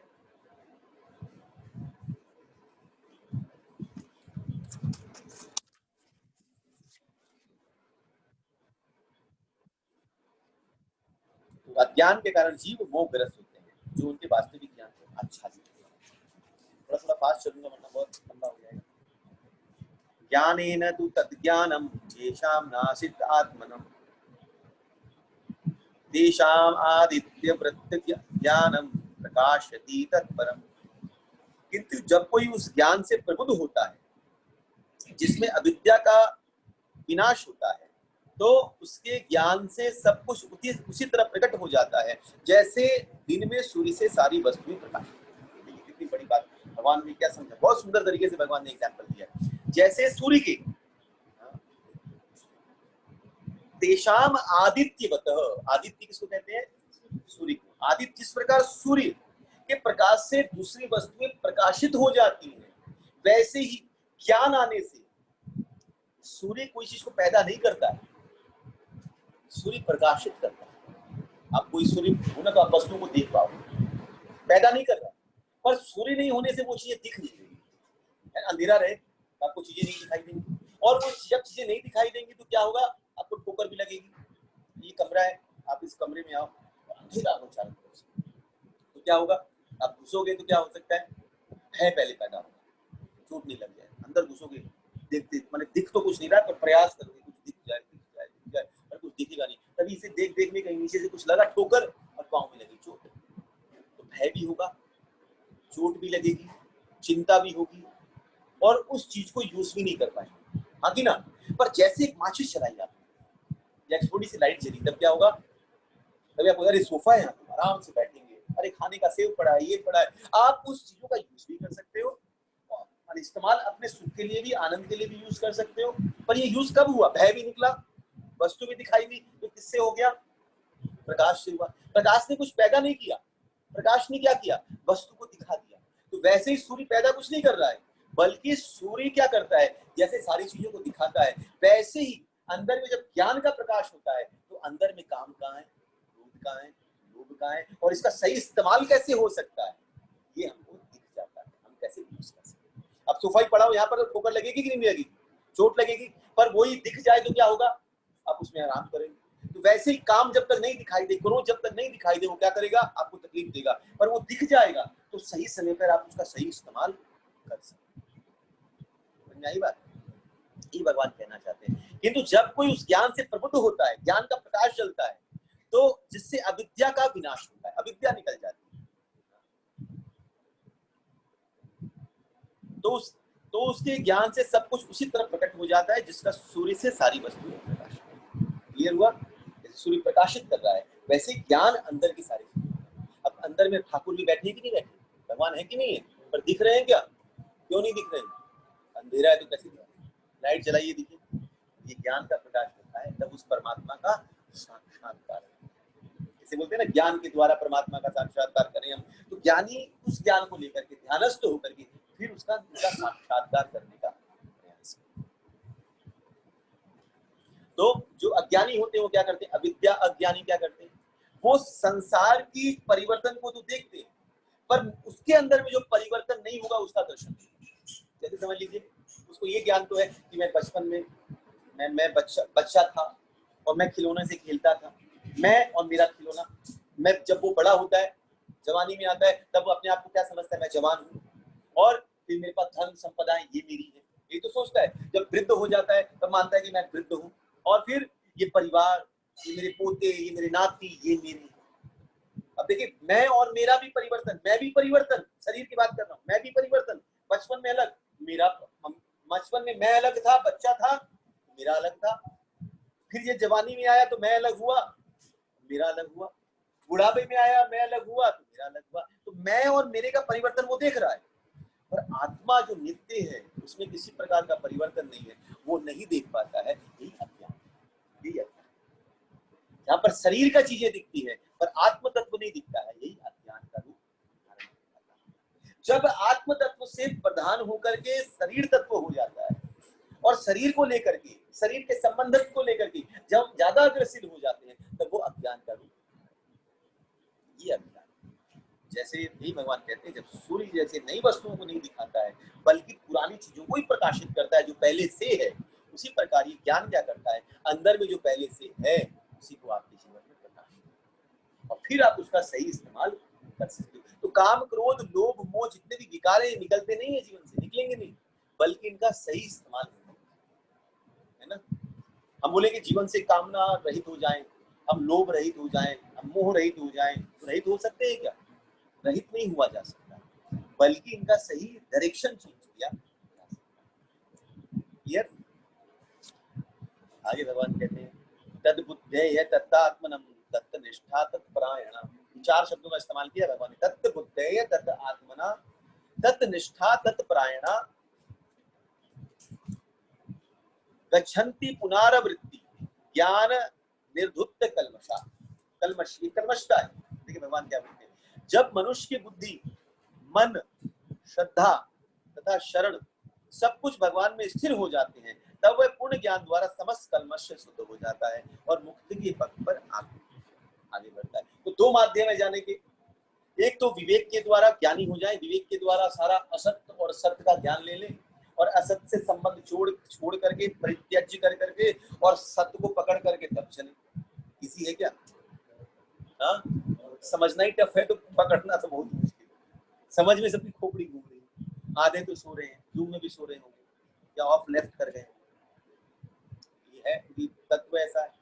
पर यही भगवान बोलते दो माध्यम है, या तो विवेक के द्वारा असत से सत्य का संबंध विच्छेद करो और अपने अंदर में आत्म तत्व पर स्थित होकर के अपने आप को ये मानो कि मेरे अंदर किसी प्रकार का अभाव नहीं है और कामना रहित होकर के और फिर आगे बढ़ करके कर्म संन्यास कर करके आगे बढ़ो। या दूसरा माध्यम बताता, या दूसरा क्या करो, बोला मन को, बुद्धि को, श्रद्धा को, शरण को, सब चीज को क्या करो, मुझ पर स्थिर करो। मतलब सब कुछ मेरे अंदर में, उस सत्य को मेरे ऊपर लगा दो। तो बुद्धि को क्या करो, कहाँ लगाओ, चिंतन में लगाओ, मेरे चिंतन में लगाओ। मन को कहाँ करो, राग से निकाल करके मेरे अनुराग में लगाओ, राग से निकाल के अनुराग में लगाओ, चिंता से निकाल करके चिंतन में लगाओ। और श्रद्धा से क्या करें, बोलो श्रद्धा से शुरुआत करो। कहीं से, श्रद्धा मतलब मानो, श्रद्धा मतलब कहीं से शुरुआत करना। आप कोई भी चीज शुरुआत करते हैं तो श्रद्धा से। श्रद्धावान लभते ज्ञानम, भगवान ने कहा था ना, श्रद्धावान लभते ज्ञानम। ज्ञान की प्राप्ति कौन करता है, श्रद्धावान करता है। कम से कम वहां से ज्ञान की प्राप्ति। श्रद्धा पहली स्टार्ट किससे, हमारी नव सीढ़ी, पहले श्रद्धा, साधु संग, प्रजन क्रिया, फिर अनर्थ निवृत्ति, निष्ठा, रुचि, आसक्ति, भाव, प्रेम, ये क्रम चलता है। तो श्रद्धा से शुरुआत कर, कम से कम मान कर और शुरुआत आगे कर। साधु संग कर, श्रद्धा से मतलब इस तरफ आगे जाना। और फिर भगवान बोलते हैं शरणम परायण, मतलब शरण की तरफ, मतलब अंत में जाकर के अपने आप को शरणागति, मतलब अपना आपको मुझे दे देना, मेरे शरण में आ जाना। हम तुम, भगवान बोल रहे हैं सर्व धर्म परित्याज्यम मामेकम शरणम, मतलब जितना ज्ञान दियो सब छोड़, सर्व धर्म परित्याज्यम। अब इतना लंबा चौड़ा ज्ञान दिया, मतलब परित्याज्यम। सरल उपाय बताता हूँ, एक दिन रहेगा आपको समझाऊंगा, आज नहीं तक वही नहीं कि बताऊंगा गुही, इसके अंदर में गुही ज्ञान क्या है, इसके अंदर में गुहितर ज्ञान क्या है, इसके अंदर में गुहितम ज्ञान क्या है, और इसके अंदर में सर्व गुहितम ज्ञान। चार ज्ञान, गुहितम, गुहितर, गुहितम और सर्व गुहितम। नहीं था नहीं, सवाल मुझसे किया कि इतना लंबा चौड़ा देने की जरूरत क्या थी, खाली भक्ति बता देते, ये करना है खत्म हो जाए। हमने सब तरह के लोग हैं, तो भगवान ने गुह्य ज्ञान भी दिया, गुह्यतर भी दिया, गुह्यतम भी दिया और सर्व गुह्यतम भी दिया। ये सब ज्ञान किसी दिन रहेगा तो एक छोटा सा सेशन लेकर के इसी को हम समझेंगे। जैसे आज ले लिया ना मैंने सुबह सुबह भगवान का स्वरूप लिया, वैसे एक दिन ले लूंगा कि इसमें गुह्य ज्ञान कहाँ है, गुह्यतर क्या है, गुह्यतम क्या है और सर्व गुह्य। तो हमको क्या पकड़ना चाहिए, अब इसका मतलब ये नहीं सर्व गुह्यतम बता दूं तो आप बाकी बोलो अध्याय छोड़ दीजिए, प्रभु जी सर्व गुह्यतम हो गया, गीता बंद, मुश्किल हो जाएगी। क्रम से चलिए, ठीक है। तो दो माध्यम, तो बुद्धि को चिंतन में लगाना, मन को राग से, राग मतलब संसार के आकर्षण से निकाल करके भगवान के आकर्षण में लगाना। कैसे, मन को बार बार खींचना भगवान की तरफ, बैठाना भगवान की तरफ, इंद्रियों को भगवान की सेवा में लगाना, ये मन का ये अनुराग पैदा करना भगवान। इसलिए श्रद्धा से शुरुआत करना, हम शुरुआत करें और भगवान की शरणागति की तरफ हम, ये भगवान इसके द्वारा शिक्षा दे रहे हैं कि सब मुझ में स्थिर हो जाना, तभी वह पूर्ण ज्ञान द्वारा समस्त कल्मष से शुद्ध हो जाएगा। यहाँ पर जो शुद्धिकरण भगवान बता रहे हैं ना, ज्ञान के द्वारा निष्काम होगा तब अंतःकरण की शुद्धि होगी। अंतःकरण की शुद्धि किससे होती है, याद भी नहीं है तो शुद्धिकरण कैसे होगी। अंतःकरण में क्या क्या चीजें, मन बुद्धि अहंकार, तीनों का शुद्धिकरण हो। मन का शुद्धिकरण किससे हो? राग द्वेष रहित होकर के हम बैठे। अहंकार का शुद्धिकरण किसके द्वारा हो? जब आसक्ति रहित होकर के, संबंध छोड़ करके, स्वीकृति अस्वीकृति से परे होकर के बैठते हैं, तब वो बैठ। और इसका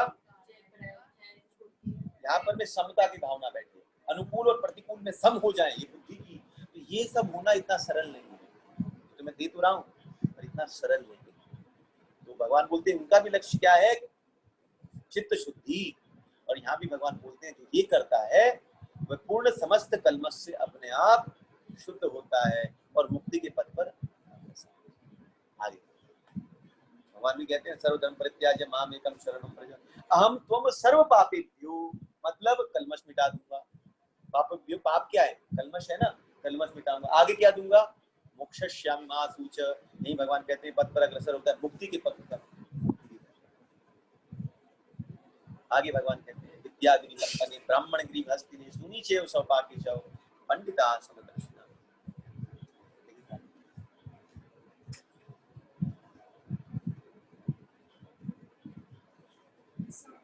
कितना कहां से निशा किसने भेजा दिया?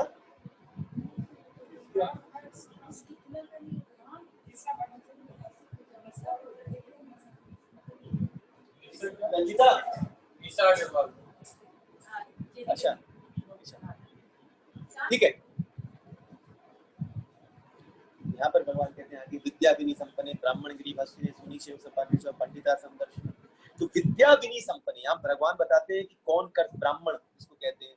तो भगवान बताते हैं कि ब्राह्मण के पास दो चीजें। पहली बात विद्या विनय, पहली चीज हो विद्या हो, और दूसरा विद्या के साथ विनय। ये दो चीजें बहुत इंपॉर्टेंट है। तो ब्राह्मण क्या करता है? इस विद्या का प्रचार करता है, विद्या देता है, पर विद्या के संग एक बहुत बड़ी चीज है अहंकार आता है। आपके पास ज्ञान आएगा ना, तो ज्ञान के संग एक तो बिल आता है, एक तो गलत चीजें भी आती है। क्या आता है? अहंकार साथ आता है। तो भगवान यहाँ कहते विद्या विनय, विद्या के संग विनयता हो, दैन्यता हो, जीवन में झुकाव हो। विद्या ददाति विनयम। अगर आप कोई बोले ना कि विद्वान व्यक्ति, विद्यावान व्यक्ति, विद्यावान की पहचान क्या होगी? वो झुकना जानता है, उसके जीवन में झुकाव होगा। जो झुकना जानेगा ना वो फल। लेकिन न्यूटन लॉ क्या किया? न्यूटन ने बताया कि ऊपर से फल नीचे गिरा, और उसकी बुद्धि वो नहीं गई। बोला गुरुत्वाकर्षण शक्ति है, तो भगवान की शक्ति केवल गुरुत्वाकर्षण नहीं है। ये नहीं देखा कि बीज से, पृथ्वी से निकल करके पेड़ ऊपर भी गया है। भैया आप ये देख रहे हो ऊपर से नीचे गया, पर बीज से जो निकला है पेड़ वो तो नीचे से ऊपर गया है। वो क्यों नहीं दृष्टि की? तो जो नीचे से ऊपर जाता है और ऊपर जाकर के झुकता है, कोई मीठा मीठा फल दे सकता है। यही त्याग की प्रधानता है कि नीचे से उठ करके भी अगर ऊपर भी चढ़ जाए, आप नीचे से ऊपर भी उठ जाओ, पर उठने के बाद भी आप दीनहीन होकर के दूसरों की सेवा में लगे। वृक्ष का ये स्वभाव है, जो नीचे से ऊपर उठता है और ऊपर उठ करके भी क्या करता है? छांव देता है, अपने पत्र देता है, फल देता है, फूल देता है, सुगंध देता है। वाणी सुगंध दे। वाणी क्या करती है? वाणी ऐसी होनी चाहिए। कबीरदास जी का कि रहीम जी का दुआ है ना, ऐसी वाणी बोलिए मन का आपा खोए, औरन को शीतल करे आप हो शीतल। ये शीतलता प्रदान करती है वाणी, सुगंध होती है वाणी में। भाई उसकी वाणी ऐसी है कि मन को अच्छी लगती है, तो वाणी शीतलता देती है, वाणी मधुरता देती है। तो वृक्ष क्या देता है? वो मधुरता भी देता है, मधुरता, फूल की खुशबू भी देता है, वो मीठा मीठा स्वाद फल भी देता है। वो सब कुछ वृक्ष प्रदान करता है, पर नीचे से ऊपर उठा है, पर अहंकार नहीं है, चुप करके बैठा है। जो तना रहेगा ना वृक्ष, वो गिर जाएगा, पर जो झुकाव झुकना जानेगा। अभी आया था ना, साइक्लोन आया था। अब देखिए छोटे छोटे जो पौधे थे ना, वो इधर से उधर डोल डोल करके, इधर से आए तो इधर से आए, झूम झूम करके देखा साइक्लोन गया, वो ऐसे खड़े रहे। और जो बड़े बड़े तने हुए थे महाराज, कहाँ कहाँ लटक लटक के गिरे हैं, कहाँ कहाँ किसको किसको तोड़ा है, पता ही नहीं चला। खुद भी टूटे और कितनों को तोड़ा। यही होता है अहंकार। जो मतलब जो अहंकारी के इर्द गिर्द रहता है वो भी टूटता है, क्योंकि वो चोट उनको ही पहुंचेगी। अब जो वृक्ष तना हुआ हो ना, उसके सामने आप गाड़ी लगा दो, नुकसान किसको है? वो तो गया, आपकी गाड़ी को भी नुकसान। तो अहंकारी के संरक्षण में भी मत रहिए। संरक्षण किसका हो? विद्या विनय संपन्न ब्राह्मण ग्रीव हस्तिनी सुनीचे सौभाग्य चौ पंडिता संरक्षण, जिसकी दृष्टि में समता है, समता रखता है। अब देखिए इसमें भेद देखिए क्या क्या है। विद्या विनय किसमें है? ब्राह्मण में, चंडाल में। चंडाल में कोई थोड़ी विद्या है और विनयता है। विनयता होती तो चंडाल थोड़ी मारा काटी करता, चंडाल तो काटता है। दूसरी बात देखिए क्या किस किस जानवरों का नाम लिया है? विद्या विनय संपन्न ब्राह्मण, किसके किन लोगों का? 5 लोगों का नाम लिया है भगवान ने। ब्राह्मण, ग्रीव, ग्रीव मतलब गाय, हस्तिनी मतलब हाथी, सुनीचेव, सुनीचेव मतलब कुत्ता, और सौपाकिच, सौपाकिच मतलब चंडाल जो कुत्ता काट के खाता है। 5 लोगों का नाम है। अब देखिए भेद, विद्या विनय किसमें है? ब्राह्मण में। चंडाल में काटे, कुत्ता काट के कौन खाए? इसमें विद्या भी नहीं है, कुत्ता खाने की चीज है, और वो भी काट करके खा रहा है, तो विनयता भी नहीं है, न कोई भी चीज है। दूसरी बात गाय है, गाय का दूध पिया जाता है। अब कोई कुतिया का दूध थोड़ी पीता है, कुतिया भी दूध दे, कभी इसे बच्चे दूध ही पीते थे, कुतिया के दूध से माता जी को आंख चढ़ गई, नहीं पिया जाएगा ना, पर गाय का दूध पिया जाएगा। भेद है, दो अलग अलग भाव बैठा रहा हूँ। जहाँ ब्राह्मण है वहां गाय है, ब्राह्मण के संग गाय बैठी है, चंडाल के संग कुत्ता कुतिया बैठी, ये दोनों बैठी। अब हाथी के ऊपर चढ़ा जा सकता है, सवारी ली जा सकती है, राजा धीराज चढ़ते हैं, बड़े बड़े मतलब बड़े बड़े जो बड़े बड़े हैं प्रभावशाली सम्राट, वो हाथी पर चढ़ते हैं। कुत्ते पे कौन चढ़ता है? मैं आज कुत्ते की सवारी करके आ रहा हूँ, तो सुनने में अजीब लगेगा, पॉसिबल भी नहीं। तो ये भेद कर रहे हैं, ये भेद किसका है? यहाँ पर में भेद आज किसके अंदर कौन सा गुण है? विद्या विनय ब्राह्मण है, और यहाँ पर में चांडाल है। इधर में गाय है, इधर में कुत्ता है, इधर में महाराज हाथी है, इधर में कुत्ता है। ये भेद है। परंतु जो ब्राह्मण पंडित होता है वो क्या करता है? इस सबके शरीर के भेद को नहीं देखता है, बल्कि इसके अंदर बैठे हुए उस आत्म तत्व को और परमात्मा तत्व को देख करके उसमें समभाव रखता है, वही पंडित है। ब्राह्मण से लेके चांडाल, गाय से लेके कुतिया और हाथी से लेके कुत्ता, इसके शरीर के इसके गुणों को नहीं देख करके उसके अंदर में आत्म तत्व को देखता है, वो कौन कहलाता है? पंडिता। पंडिता समदर्शी, ये समदर्शी का। अब देखिए जैसे समझ लीजिए, जैसे चींटी होती है, अब रेत है, बालू है, बालू में थोड़ी चीनी छिड़क दो तो आप तो छांट पाओगे क्या चीनी कहाँ गई? पर चींटी एक जाएगी ना, वो बालू में घुस करके उस चीनी को निकाल करके निकल जाएगी, है ना? तो वैसे ही ब्राह्मण क्या कर, पंडित क्या करता है? उस सारे जीवों के अंदर में से, उस शरीर से, इंद्रियां है, मन है, बुद्धि है, पता नहीं क्या क्या झाल झमेले हैं, 24 तत्व क्या क्या है इसके अंदर, है कि नहीं? उन सबों के अंदर से उस आत्म तत्व का दर्शन कर करके उसको खींच के निकाल, ये कौन कर सकता है? पंडित। माने उसकी दृष्टि कहाँ जाती है? जैसे चींटी की इतने रेत के बीच में उस मिट्टी की चीनी की तरफ दृष्टि चली जाती है, उसी प्रकार पंडित जो रहता है, पंडित किसको कहते हैं? जो इस समस्त जीवों के अंदर में, इस शरीर के अंदर में, इस समष्टिक और वैष्टिक के अंदर में उस आत्म तत्व और परमात्मा तत्व का दर्शन करता है, वो पंडित है। देखिए इसमें बहुत इंपॉर्टेंट है, समता कहते किसको? पंडिता समदर्शिना। समभाव किसको कहते हैं? बहुत इंपॉर्टेंट है ये चीज। तो समभाव का मतलब होता है कि दूसरों के दुख को देख करके दुखी होना और दूसरों के सुख को देख करके सुखी होना, ये सम की प्रधानता है। पहली बात, जैसे समझ लीजिए जब ये भावना आएगी ना तो स्वतः ही सेवा होने लगेगी। जब ये भावना आ जाए, जैसे समझ लीजिए आपके पाँव में दर्द हो तो हाथ क्या करते हैं? अपने आप पाँव की सेवा करते हैं कि नहीं करते? है ना? आपके दांत में कुछ घुस जाए तो जीभ स्वतः ही दांत की सेवा करती है, निकालने का प्रयास करती है। ये दांत जीभ को काट भी देता है, काट देता है ना, पर फिर भी वो रुकती नहीं, फिर भी सेवा नहीं करती, कर रही है कि नहीं कर रही? तो यहाँ पर मैं दूसरों के दुख को देख करके दुखी होना और दूसरा, अरे वही पेट भरा हो, शरीर हुष्ट पुष्ट है तो आंखें भी अच्छी, तो जब ये भाव शरीर में हो सकता है कि नहीं है? तो वैसे ही समता का भाव है।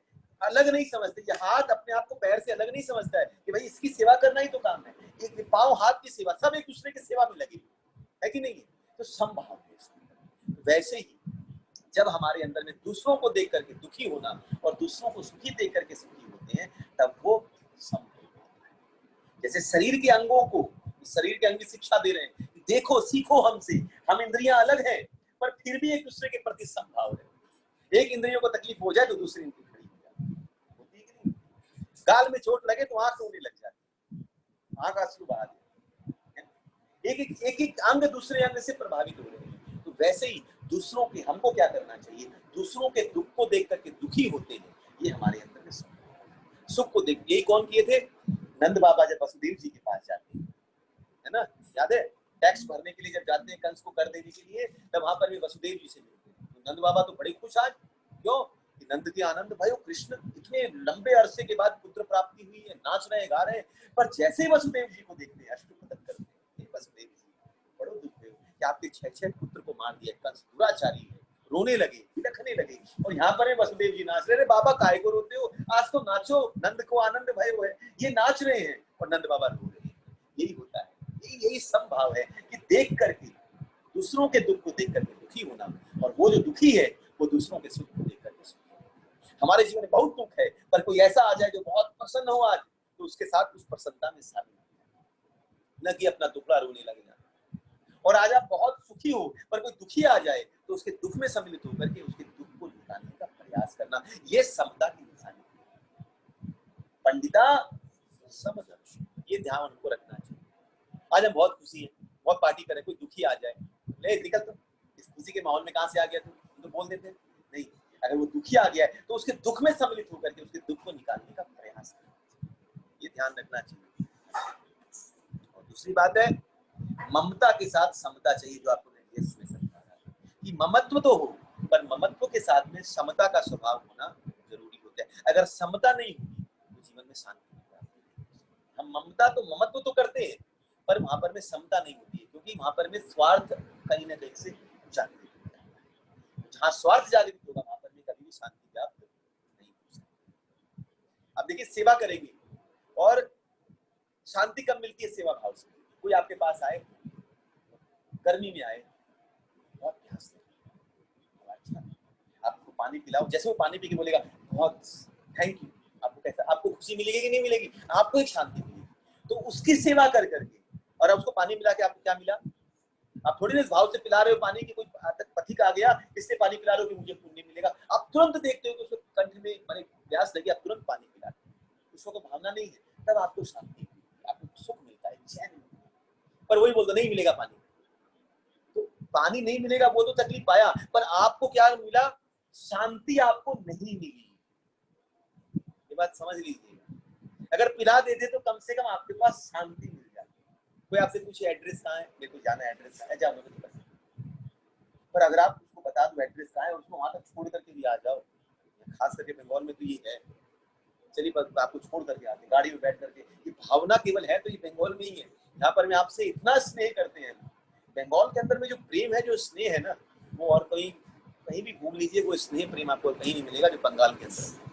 आप पूछिए, कोई भी चीज पूछिए, हिस्ट्री ज्योग्राफी दे देंगे, पीछे लग जाएंगे, आप भूल जाएंगे, पर वो नहीं भूलेंगे, पीछे लगे रहेंगे। वो आपका काम, आपको ये चीज बोला था, आपने काम हो गया, आपको याद नहीं कौन सा काम, अरे आप उस दिन आए थे, हाँ, ऐसे लग जाते। इसमें शांति मिलती है, we are very satisfied person. तो शांति कब मिलती है? जब बिना किसी कारण के दूसरों की सेवा। तो ममता के साथ ये समता का स्वभाव है, जहां पर में संभावना हो, अपना समझ करके जब कर देते हैं वो समता का स्वभाव। ये भगवान समझाना चाहते हैं, ममत्व के संग समता। भगवान को देखिए, ममता भी करते हैं और समता भी करते हैं। आप बोलेंगे भगवान समता कब रखते हैं? तो भगवान ने जितनी चीजें पैदा करी है, एक जल है, तो जल सबको वही चीज तृप्ति करता है। सूर्य है, सबको प्रकाश देता है। भगवान भेद नहीं रखे हैं कि मेरा भक्त है तो सूर्य ले, है तो मेरा भक्त नहीं है तो मुझे गालियां देता है, तेरे लिए सूर्य का प्रकाश नहीं मिलेगा, मुझे जल नहीं मिलेगा। ऐसा होता है क्या? तुझे ऑक्सीजन बंद कर देते थे। सबके लिए भगवान समभाव होकर के सबको बांटने का प्रयास करते। ये भगवान की समता है, ममत्व के संग में समता भगवान करता है। पर एक और चीज है, समता का अर्थ ये नहीं होता है कि हम कहीं भी रोटी खा लें और कहीं भी बेटी दे दें। बहुत इंपॉर्टेंट चीज है कि भैया बोले सब एक बराबर है, तो कहीं भी जाके हम खा लें, जूठा खा लें, इसका भी खा लें, और दूसरी बात कहीं भी अपनी पुत्री को दे दें, विवाह करवा दें। वो दोनों चीजों का ध्यान रखना चाहिए। ये समता के लक्षण नहीं। समता का लक्षण है दुख में दुखी और सुख में सुखी होना, ये समता का लक्षण है। परंतु कहीं हम बोले कि भाई सब ये तो समता मतलब ये हो गया सबको बराबर समझे, तो उनका अगर भोग लगाओ नहीं लगाओ, वो जो खा रहे हैं खा ले, उनकी थाली में खा ले, वो समता का लक्षण है। अगर यही बात है तो फिर जानवर भी तो समता रखते हैं। एक कुत्ता अगर ब्राह्मण के घर में जाएगा तो रोटी लेने के लिए थोड़ी ना पाँव धो करके जाएगा कि ब्राह्मण का घर है थोड़ा पाँव धो करके जाऊं क्योंकि ब्राह्मण का घर है, और एक चांडाल का घर है तो यहाँ पर मैं ऐसे ही चला जाऊं। वो तो जैसे है वैसे ही पूछता है और वो दोनों की रोटियां खाता है, तो क्या वो समता रखता है? क्या वो समता है? तो जानवरों का लक्षण हो गया। अगर हमने ये लक्षण ले लिए, अगर कहीं भी रोटी खाने लग गए, कहीं भी कुछ भी ग्रहण करने लग गए, तब तो ये पशु समाना, ये जानवर हो गए, ये समता का लक्षण नहीं है। मैं इससे समझा रहा हूँ कि समता मतलब ये समझ मत लीजिएगा कि भाई प्रभु जी आपने बोला समता है, हम तो कहीं भी सब जगह खा लेते हैं, सब जगह पी लेते हैं, सब जगह बैठ जाते हैं क्योंकि सब तो एक ही है। वो समता नहीं, पशु समाना हो गया, पशु के समान। पशु भेद नहीं देखता, कहीं भी मुंह दे दिया, कहीं भी खा लिया, कहीं भी मलमूत्र त्याग दिया, वो रखता है, वो संभावना। तो समता का मतलब होता है जहां पर मैं पर ही पर दुख को देकर के दुखी होना, पर सुख को देकर के सुखी होना। दूसरी बात, अपने आप को धर्म से, परिस्थिति से उठा करके वर्णाश्रम धर्म की तरफ, वर्णाश्रम से उठा करके क्या करना, मानव धर्म, और मानव से लेकर के उसको क्या करना, पर धर्म की तरफ लेकर के जाना, ये समता का लक्षण। भगवान ये बात कहते हैं, ब्राह्मण कौन सी विद्या दे, विद्या विनी संपन्ने, ब्राह्मण तो क्या करता है, देता है, समता भी रखता है और विद्या भी देता है। कौन सी विद्या? जो परिस्थिति जन्य से उठा करके उसको पर धर्म की शिक्षा देता है, वो ये है विद्या विनी संपन्न। आगे भगवान कहते हैं, कितने बज गए?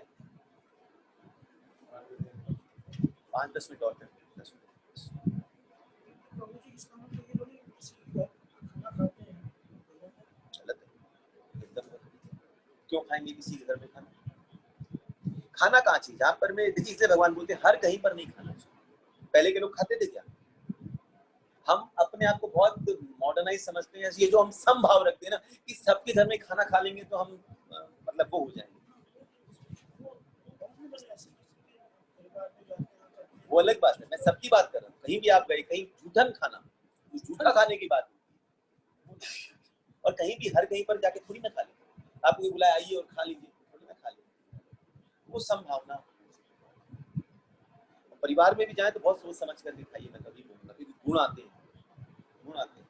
एक बांध लेंगे ना कि भोग बिना नहीं खाएंगे, बहुत अच्छा रहेगा। आपको ना करने की जरूरत नहीं रहेगी कि मैं नहीं खाऊंगा, आप ये बोल सकते बिना भोग के मैं खाता, अपने आप वो चीजें निकल जाएगी।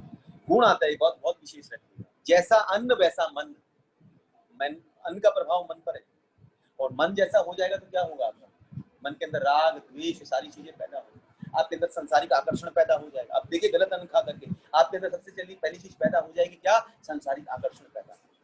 आपको अच्छी लगने लगेगा, मटेरियल वर्ल्ड अच्छा लगने लगेगा, आकर्षित करेगा, वो चीजें अच्छी लगने लग जाएंगी क्योंकि उनके मन के उनके अन्न को जब ग्रहण किया है तो वो गुण आपके अंदर प्रवेश करते हैं, गुण। इसलिए भगवान का जो प्रसाद खाते हैं, प्रसाद का मतलब क्या हो गया कि भगवान आपका उचिष्ट खाते हैं, संतों का उचिष्ट खाते हैं, ताकि वो गुण हमारे अंदर में प्रवेश हो। जैसा पानी वैसी वाणी, तो पहले की कहावत है, जैसा अन्न वैसा मन। इसलिए संतों की 3 चीजें ली जाती हैं, उनके चरण की रज, उनका उचिष्ट और उनका पाद प्रक्षालन जल, ताकि हमारी वाणी वैसी मधुर, वैसी शीतल हो जाए, जो दूसरों को शीतलता प्रदान करे, जो दूसरों को सांत्वना प्रदान करे, ये और अन्न उनका ले ताकि हमारे अंदर वैसे गुण का प्रवेश हो। इसलिए उनका रज ली जाती है ताकि हमारे अंदर में बाकी जितनी गंदगियां हैं इसका मार्जन हो जाए, इसे रज ली जाती है। ये 3 चीजें।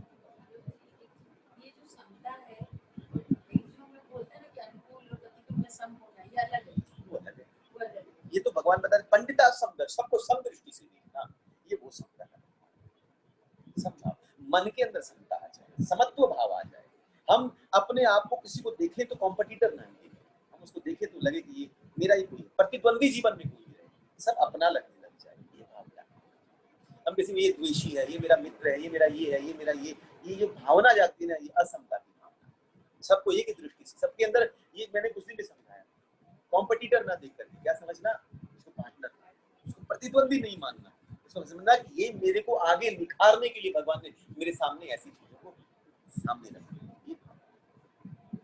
किसी में अवगुण देखे तो ये दृष्टि रखना कि अवगुण उसमें नहीं है, मेरी दृष्टि में है, मेरी दृष्टि खराब है, तब उसके अंदर मुझे अवगुण नजर आ रहा है।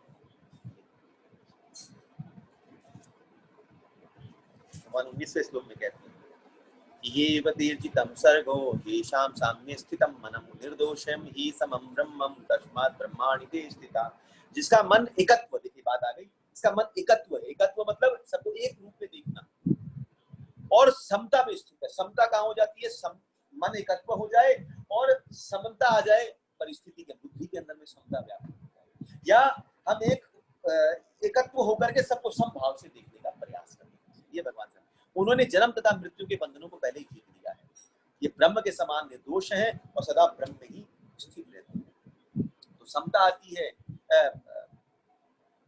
समता कहाँ आती है? केवल मन में नहीं आती है, बुद्धि में भी समता आती है। जहां पर में अनुकूलता और प्रतिकूलता को लेकर के हम सम रहते हैं और मन के अंदर में एकत्व की भावना होकर के समता जाती है। एकत्व मतलब कि मेरे, कोई पराया नहीं है, सब एक कुटुंब जैसा लगता है, वो हमारे अंदर। इसलिए कहा जाता है ये बीइंग ह्यूमन ही नहीं है, खाली हम मनुष्य के लिए नहीं सोचें, हर जीव के प्रति दया, जीव दया की जो बात हो जाती है। मैंने देखा वृंदावन में संतगण जाते हैं, चींटियों को भी आते हैं, चींटियों को भी आओ मधुआ प्रभु को देखें, मधुआ प्रभु में आते हैं, थोड़ा बच जाता है तो चींटियों को देते हैं, खाते का प्रसाद पाओ। ये भाव क्या है? मतलब उनके अंदर भी उस परमात्मा, उस आत्म स्वरूप का दर्शन करते हैं।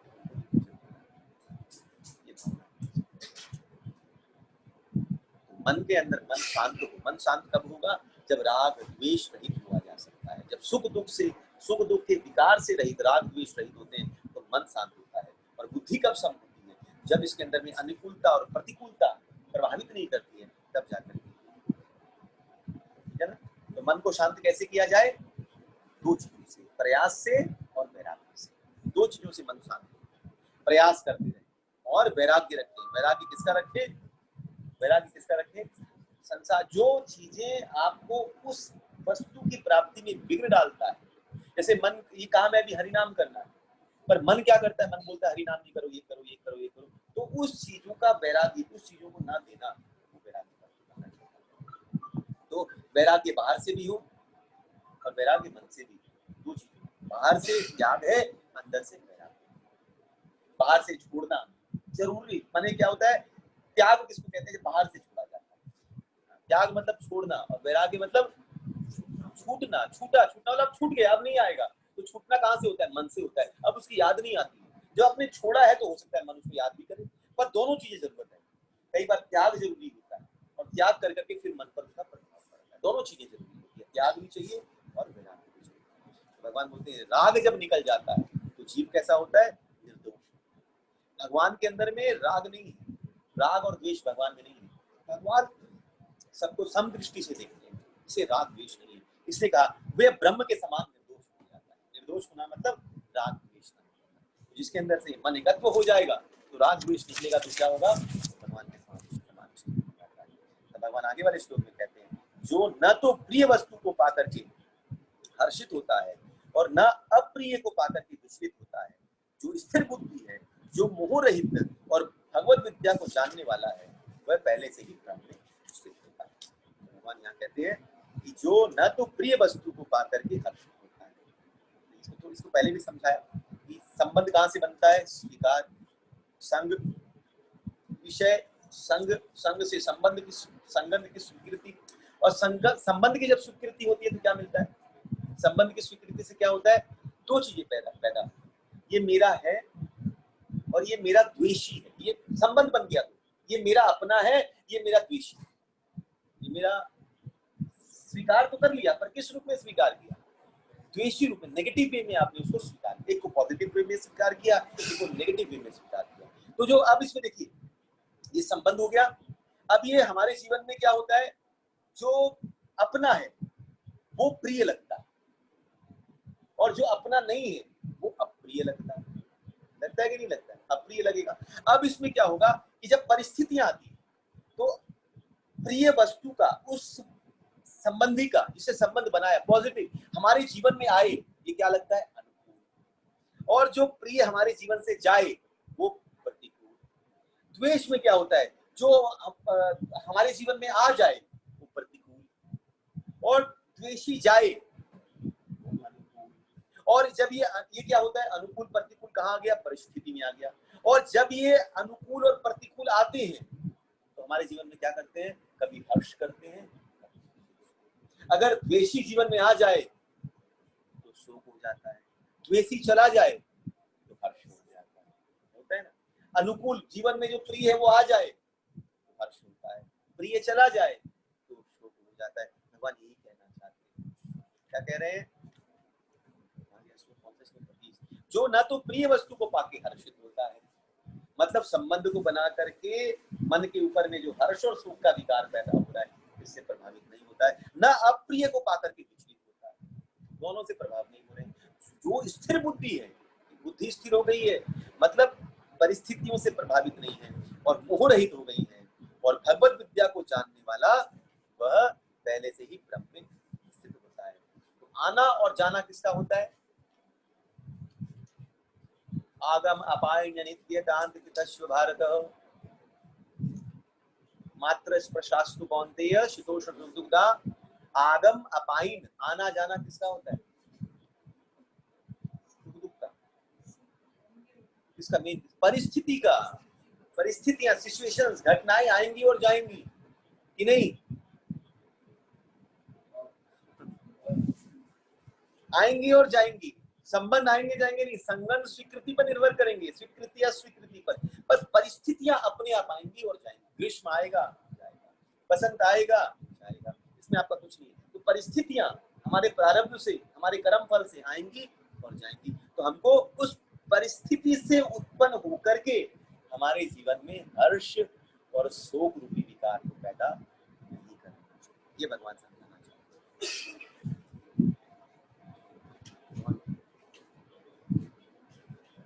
भगवान बोलते हैं जो विचलित होते हैं क्या करते हैं,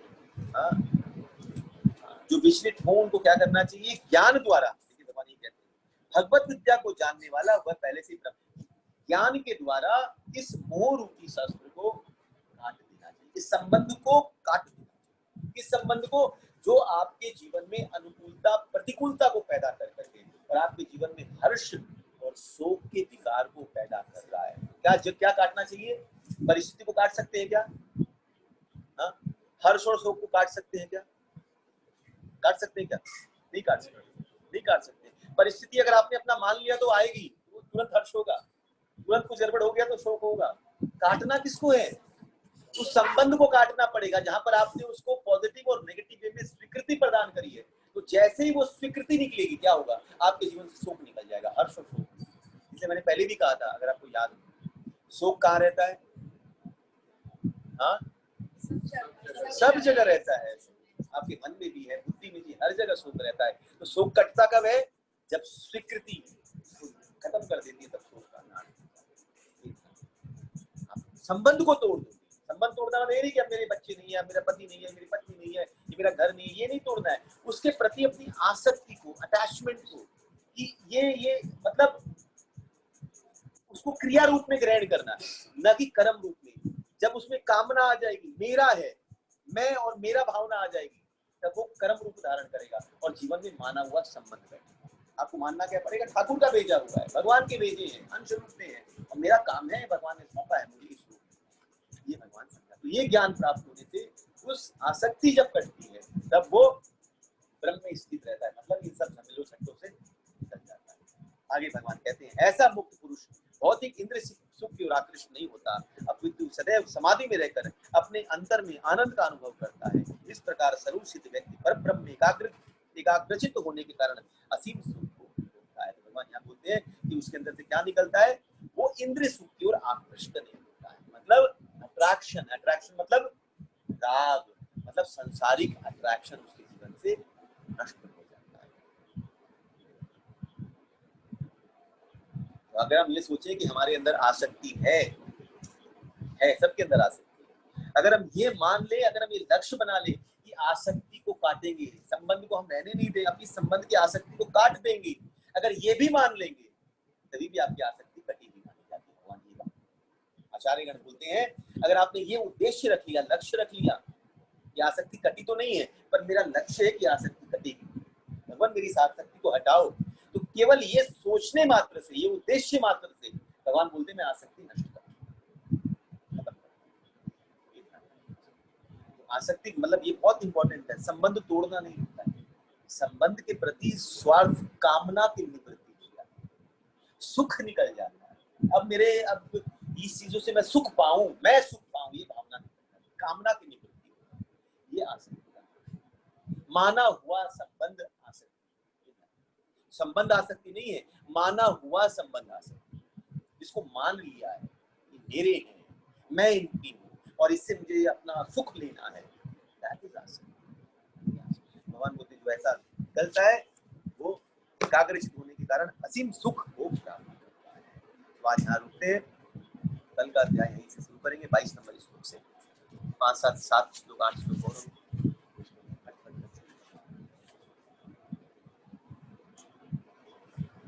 कोई प्रश्न कोई पूछना चाहे तो पूछ सकते। हरे कृष्ण प्रभु जी। हरे कृष्ण। प्रभु जी मेरा प्रश्न थोड़ा यहाँ पे भागवतम को लेके है, सुबह मैं नहीं पूछ पाई।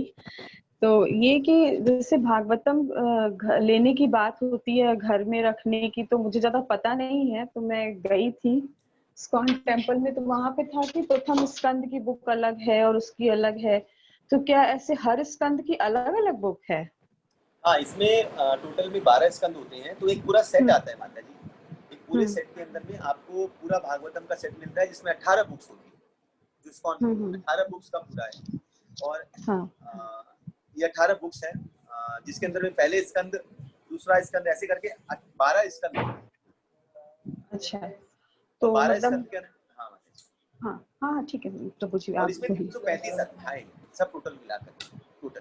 जैसे गीता के अंदर में 18 अध्याय हैं, उसमें 335 अध्याय हैं। जैसे भागवत में, गीता में 700 श्लोक हैं, श्रीमद् भागवतम में 18,000 श्लोक। ये श्रीमद् उस श्लोक तो बताया था आपने, लेकिन बुक के बारे में तो वो सेट पूरा एक भागवतम का पूरा 12 बुक का सेट है पूरा। अगर आपको क्रम से पढ़ना हो तो पूरा सेट लेना पड़ेगा, पूरा सेट लिया जाता है। ओके, हरे कृष्ण। और कोई प्रश्न है किसी का? हरे कृष्ण प्रभु जी। हरे कृष्ण प्रभु जी, मेरी जिज्ञासा है जानने की कि यदि कोई सामने वाला को मैं कह रही हूँ कि हरि नाम करने से हमारा एक जन्म नहीं बहुत जन्म सुधर जाएंगे, तो सामने वाला मेरे को कह रहा है कि पहला जन्म तो तुमको याद है क्या जो आगे वाला जन्म सुधर जाएगा, तो मैं उसको क्या जवाब दूं? पहले का जन्म ही याद नहीं, तो आगे का जन्म क्या मिलेगा? उनको ये बात बोलिए कि आप क्या बच्चा, जैसे उनके बच्चे होंगे या कोई भी होंगे, वो आगे अपने बच्चों की पढ़ाई करवा रहे होंगे, उनको शिक्षा दे रहे होंगे, तो उनको बोलिए कि अभी आगे चल करके डॉक्टर बनेगा कि इंजीनियर बनेगा कि डकैत बनेगा, तो क्यों पढ़ाते हो? मत पढ़ाइए। आप तो आगे की सोच के पढ़ा रहे हैं कि आगे पढ़ेगा तो एक अच्छा नागरिक बनेगा, कमाएगा, धमाएगा, अच्छा चीज करेगा। आप अपने जीवन में LIC करा रहे हैं, इन्वेस्टमेंट कर रहे हैं, बाकी सब कुछ किसके लिए कर रहे हैं? अपने फ्यूचर्स के लिए कर रहे हैं। तो फ्यूचर तो किसी ने नहीं देखा है। अभी कल की डेट में कोरोना आ गया तो कल ही मरना पड़ गया, तो क्या काम आएगा? सारा पैसा बैंक का बैंक में रह जाएगा, कोई काम आएगा नहीं। तो हमको क्या करना चाहिए? सारी प्लानिंग हमारी फ्यूचर के लिए होती है। तो हरिनाम भी क्या करता है? केवल फ्यूचर ही नहीं, पास्ट ही नहीं, हमारे फ्यूचर पास्ट दोनों चीज को संभाल लेता है। तो हम बच्चों को जब पढ़ाते हैं इस आशा से पढ़ाते हैं कि आगे जाकर के कुछ करेगा, कुछ है जो करेगा। तो हरिनाम भी क्या करता है? हमारे फ्यूचर को और पास्ट को पकड़ता है और हमारी चीजों को ठीक करता है। और दूसरी बात, उनको ये बोलिए कि कोई भी चीज जब ली जाती है ना तो उसको पॉजिटिव वे में ली जाती है, नेगेटिव वे में नहीं ली जाती। जैसे हम बच्चों को पढ़ा रहे हैं तो पॉजिटिव लेकर के पढ़ा रहे हैं कि आगे जाकर के कुछ अच्छा करेगा। हम बिजनेस कर रहे हैं तो पॉजिटिव माइंडसेट से करते हैं कि आगे जाके धन मिलेगा। तो कोई भी जब कार्य किया जाता है, कोई भी हो, तो एक पॉजिटिव स्टेप, पॉजिटिव थॉट्स होगा तभी स्टेप आगे बढ़ता है, वरना नहीं बढ़ सकता है। नेगेटिव आपको पीछे करता है, पॉजिटिव आपको आगे बढ़ाता है हर चीज के अंदर। एक बैट्समैन जब क्रिकेट खेलने उतरता है तो यही सोच के उतरता है कि मैं सेंचुरी बनाऊंगा, और वो 0 पे आ जाए वो बात की बात है, पर उसका विचार रहता है कि मैं आगे जाकर के कुछ खेलूं। तो जीवन के अंदर में कोई भी स्टेप लिया जाता है तो पॉजिटिव विचार से लिया जाता है। हरिनाम भी जो है, भक्ति भी जो है, ये पॉजिटिव स्टेट से ही आगे ली जाती है कि आगे हमको दे। पर ठीक है, उनका दूसरा सवाल आ जाएगा कि अगर हरिनाम इतना कर लो और करने के बाद भी हरिनाम कोई काम नहीं करे तो ये भी तो हो सकता है। ये सवाल भी उठा दे भाई, आप बोलते हरिनाम से सब कुछ है और और हरिनाम कुछ नहीं करे तो क्या होगा? जब आप ये भी जवाब दे दीजिए, आगे का जवाब भी आपको सवाल और जवाब आगे आप उनको जवाब दीजिए। ठीक है, हरिनाम कुछ नहीं करेगा, पर हरिनाम कम से कम जब हम करते हैं तो हमको सुख देता है, हमको कम से कम एक चैन शांति मिलती है, घर का एक वातावरण शुद्ध होता है, इधर उधर की बातें नहीं होती है, एक अंदर में एक मुस्कान हमारे चेहरे पर आती है। और बाद में पता चले हरिनाम कुछ नहीं करेगा तो नहीं करेगा तो नहीं करेगा, कम से कम जीवन को तो जी लीजिए हरिनाम करते करते। आप इधर उधर की गॉसिपिंग करके जीते, हम हरिनाम करके जीते। पर अगर ये पता चले कि हरिनाम करता है कुछ ना कुछ, सब कुछ करता है, तब सोचिए क्या क्या प्राप्त हो सकता है, जो आपने इस जीवन में मिस कर दिया और मैंने अपने इस जीवन में इसको प्राप्त कर दिया। ये बहुत कि मैंने ले लिया है। अगर हरिनाम सब कुछ करता है तो मैं तो भगवत धाम पहुंच गई और आप तो यहीं रह गए, आप तो यहीं धरे के धरे रहे। कोई पॉजिटिव माइंडसेट में मैं तो करूं और आपको लगता है कि वहां जाना है, तब आप पकड़ लीजिए। ट्रेन की टिकट जब दी जाती है ना, तो ये है कि भाई ट्रेन की टिकट आपको, आप कहीं फंसे हो तो आपको वहां से निकाल करके आपके घर पहुंचा देगी। अब बोलोगे ये टिकट कैसे पहुंचाएगी, वो तो चक्का नहीं है उसमें, किसने देखा है कि ये टिकट पहुंचाएगी, किसने देखा है नहीं पहुंचाएगी। तब उस माध्यम से ट्रेन पे नहीं चढ़ेंगे तो पहुंच नहीं पाएंगे। तो हमको ट्रेन की टिकट लेनी है और चढ़ना है और पहुंचना है। वैसे ही हरिनाम रूपी टिकट लेनी है और हरिनाम करते हुए उस ट्रेन पे चढ़ना है और चढ़ करके भगवत नाम। ठीक है माता जी? हाँ प्रभु जी। हरे कृष्ण। और जो ज्यादा सवाल जवाब करे, बहुत ज्यादा तर्क वितर्क करे तो हाथ जोड़ लीजिए, बस बोलिए जय श्री राम, भैया आप अपना करिए मैं अपना करूँ, बस खत्म बात। ज्यादा तर्क वितर्क में फंसना नहीं। और कोई प्रश्न किसी का? हरे कृष्ण प्रभु जी। हरे कृष्ण माता जी। कल संडे है प्रभु जी, तो कल तुलसी महारानी की परिक्रमा होगी क्या? एकदम होगी। क्यों, तुलसी महारानी जी क्या करती, संडे के दिन सो जाती है क्या? हाँ, नहीं, बोलते ना कि दीपक नहीं जलाना चाहिए संडे को तुलसी महारानी। वहाँ पर में आध्यात्मिकता में कोई संडे मंडे नहीं होता। कहाँ लिखा है भगवत गीता में, भागवतम में संडे और मंडे? ये तो हमने बनाए हुए संडे मंडे। हाँ, द्वादशी के दिन, एकादशी के दूसरा दिन जब द्वादशी आती है तो उस द्वादशी के दिन में तुलसी जी को अर्घ नहीं, जल नहीं दिया जाता है। बस इसी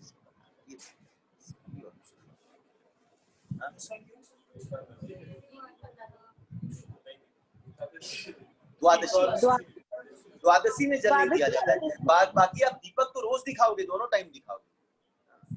वृंदाय तुलसी देव्याय प्रियाय केशवस्य राधारमण भक्ति प्रद देवी सत्य भक्ति। राधारमण भक्ति देने वाली कोई प्रियसी है, प्रिया है राधा कृष्ण की, प्रियसी है। तो राधारमण जो भक्ति, कृष्ण भक्ति जो देने वाली कौन है, दे सकती है वृंदा देवी। तो रोज दीपक दिखाना चाहिए, उसमें कोई भेद नहीं है। पर जल जो अर्पित किया जाए वो द्वादशी में नहीं होता है, बाकी सब दिन जल देना चाहिए। ठीक है माता जी? प्रदक्षिणा मॉर्निंग में जैसे, हाँ हरे कृष्ण प्रभु जी, मॉर्निंग में अगर जैसे 108 हम लोग जैसे परिक्रमा कर लेते तो शाम को भी फिर 108 परिक्रमा करना होगा। 108 नहीं करके 4 ही कर लीजिए, कोई बात नहीं। 108 सुबह कर लीजिए और 4 शाम को कर लीजिए, बस ज्यादा मत करिए, 4 कर लीजिए। 4 प्रदक्षिणा करिए, 4 करने में ज्यादा टाइम नहीं लगेगा। 4 दीपक दिखाइए और 2 मिनट की तुलसी जी की आरती है, तुलसी जी की आरती कर लीजिए, बस ज्यादा लंबी नहीं करना चाहिए, बहुत कृपा मिलती है। और कोई प्रश्न? हरे कृष्ण। हरे कृष्ण प्रभु जी।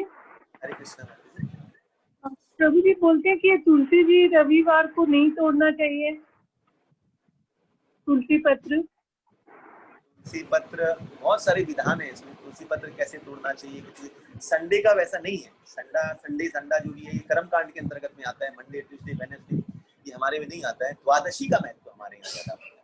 द्वादशी को विशेष रूप से तुलसी जी को न तोड़ना, न जल अर्पित करना, ये 2 चीजें नहीं करनी चाहिए, ये ध्यान द्वादशी।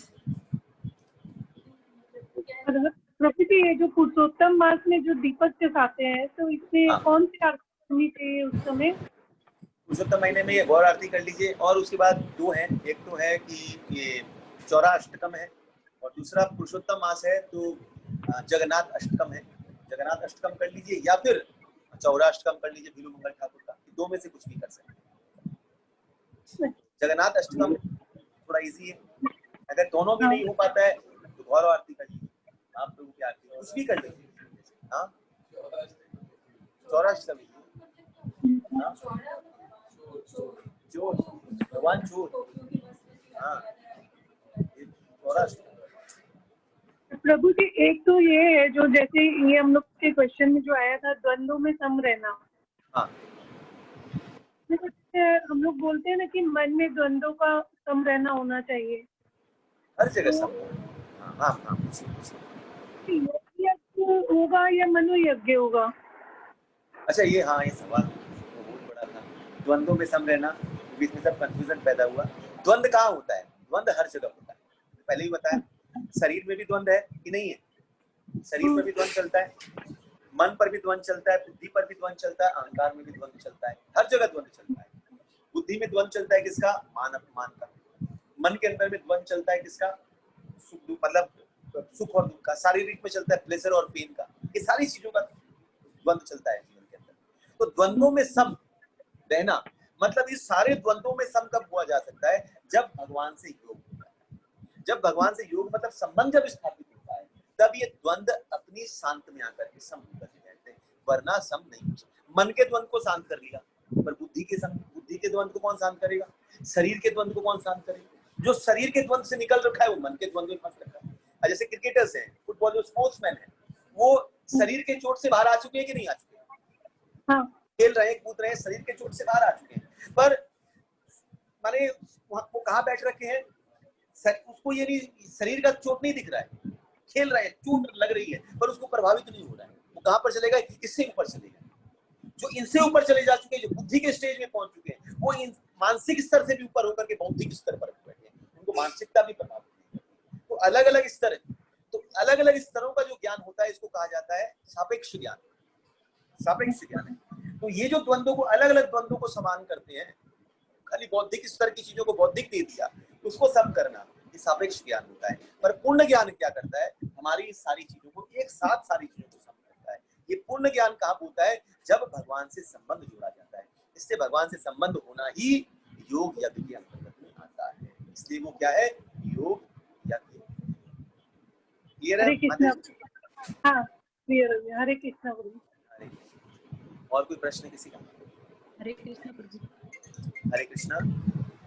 प्रभु जी, हम भोग लगाते हैं अपने घर में लड्डू गोपाल का, लेकिन यदि हम घर में लड्डू गोपाल नहीं हो तो हम किसको भोग लगाएं? राधा कृष्ण की कोई भी चित्रपट रखिए, कोई फोटो रखिए जहाँ पर आप भोग लगाइए। राधा माने विष्णु तत्व कोई भी, लक्ष्मी नारायण हो या कोई भी विष्णु तत्व हो, और हम राधाराम, जब हम वैष्णवता के अंतर्गत में आते हैं तो राधाराम लोग उपासक हैं और राधा कृष्ण है, तो राधा कृष्ण रखिए। राधा कृष्ण की फोटो हो, चित्रपट हो, जैसे कोई भी मंदिर का चित्रपट जहाँ पर अच्छे से सेवा होती हो, कोई भी वृंदावन का मंदिर हो, कोई इस्कॉन कहीं का भी हो, जहाँ पर सेवा होती हो अच्छे से, उनके चित्रपट को लेकर के लगा करके फिर वहाँ सेवा करें अच्छे से। प्रभु जी, हम कहीं बाहर रहें तो फिर हम क्या करें? हम बाहर कैसे करें तो वो विधि है कि अपने उस चित्रपट को साथ ले जाइए, और साथ ले जा करके अगर लगना हो, करना हो, दो माध्यम है। एक तो लेकर के जाइए, या फिर दूसरा माध्यम क्या करिए, जो घर के अंदर में आप सूखा जो है, जैसे 2 दिन के लिए 4 दिन के लिए बाहर जा रहे हैं, तो भगवान के पास सूखा नाश्ता रख दीजिए और फिर भगवान से प्रार्थना करिए कि भगवान, ये प्रार्थना करिए कि पूरा किचन, पूरा घर आपके लिए खुला, बनाइए और खाइए चटकारे भर भर के, ना डिस्टर्बेंस है ना कोई है, प्रिया प्रीतम दोनों बैठो और बनाओ और खाओ, ठाकुर कृपा करें। तो 4 दिन के लिए सेवा नहीं हो पाएगी, 4 दिन आप शयन करिए और आराम से पाइए, तब 4 दिन बाद में आऊँ, इस भाव से रखिए। या फिर सबसे अच्छा है जो चित्रपट को लेकर अपने साथ जाइए और जहाँ रखें वहाँ पर सेवा करिए, वहाँ पर भोग लगाइए, वहाँ पर पाइए। ये भी कर सकते, दोनों माध्यम है, आप क्या कुछ भी कर सकते। नहीं प्रभु जी, यदि हम मान लो हम ट्रेन में जा रहे हैं तो हमारा वो झूठा कूटा हाथ वाथ रहता है, तो फिर हम कैसे भोग लगाएं? तो फिर हम बिना भोग लगाए क्या वो प्रसाद ग्रहण? अगर जूता हाथ रहता धो लीजिए हाथ, साबुन तो है वहाँ, साबुन से हाथ धो लीजिए, छींटा ले लीजिए और फिर ठाकुर को खोल करके बक्से जहाँ पर है ठाकुर निकालिए, रखिए सामने में, ऐसा रख करके। जैसे समझ लीजिए अगर आप हैं और अकेले हैं, अगर 2 जन हैं, समझ लीजिए हस्बैंड के साथ है, तो वो फोटो पकड़िए और भोग लगा दीजिए। अगर वो भी नहीं है, अगर सामने में कोई साथ में कोई तो होगा भाई, कोई क्या बोलते हैं उसको, पैसेंजर को साथ में होगा, कोई यात्री साथ होगा, उसको बोले हाथ धो कर दिया, ठाकुर पकड़ाऊं, हाथ धुलाइए साबुन से, फिर उसको पकड़ा दीजिए, पकड़ दो मैं भोग लगाऊं। अगर वो भी नहीं हो, ठाकुर भी नहीं हो, गीता ग्रंथ ले जाइए, ग्रंथों को भोग लगा दीजिए, कुछ भी कर लीजिए, कोई दिक्कत नहीं है भोग लगाने। और अगर नहीं भी हो पाता है, ये भी नहीं हो पाता है, तो समझ लीजिए जहाँ ठाकुर को रखे, जहाँ पर ठाकुर को शयन दे रहे हैं, जिस बक्से में, जिस स्थान पर में आप शयन दे रहे हैं, वहीं पर मैं सूखा नाश्ता रख दीजिए। ठाकुर ट्रेन में आप अपने आप पालो, उठेंगे तब पवा दूंगी आपको, कैसे भी कर लीजिए, भावग्रही जनार्दन। बस उस वक्त ठाकुर का भोग याद आना कि मेरे ठाकुर भूखे हैं, ठाकुर भोग पा ले, बस याद आना जरूरी है, भूलना नहीं है, बस ये ध्यान रखिए। ठीक है माता जी? हाँ ठीक है प्रभु जी, हरे कृष्णा प्रभु जी। और कोई प्रश्न नहीं है? हाथी इसलिए वो जो ब्राह्मण वाले हैं उसमें हाथी का क्या इम्पोर्टेंस है? अरे भगवान ये बता रहे हैं, ब्राह्मण ग्रीव हस्ती नहीं, हाथी ऊंचा है, पद है ना हाथी का, कोई हाथी की सवारी करता है, कौन करता है? ग्रेड बताया गया, कोई ग्रेड है, हाथी बड़ा है, मतलब राजा बैठते, स्टेटस है हाथी का, घोड़े का स्टेटस है, पर घोड़े से भी ऊंचा हाथी का स्टेटस। हाथी पे बड़े बड़े लोग बैठते हैं। इंद्र के पास ऐरावत हाथी है, ऐरावत कुत्ता थोड़ी है, हाथी है, हाथी की मत है, ऐरावत नाम है, ये अलग। तो हाथी उस स्टेज हाई ग्रेड है, सुनिए सब। तो यहाँ पर भगवान ये ग्रेड बताया गया।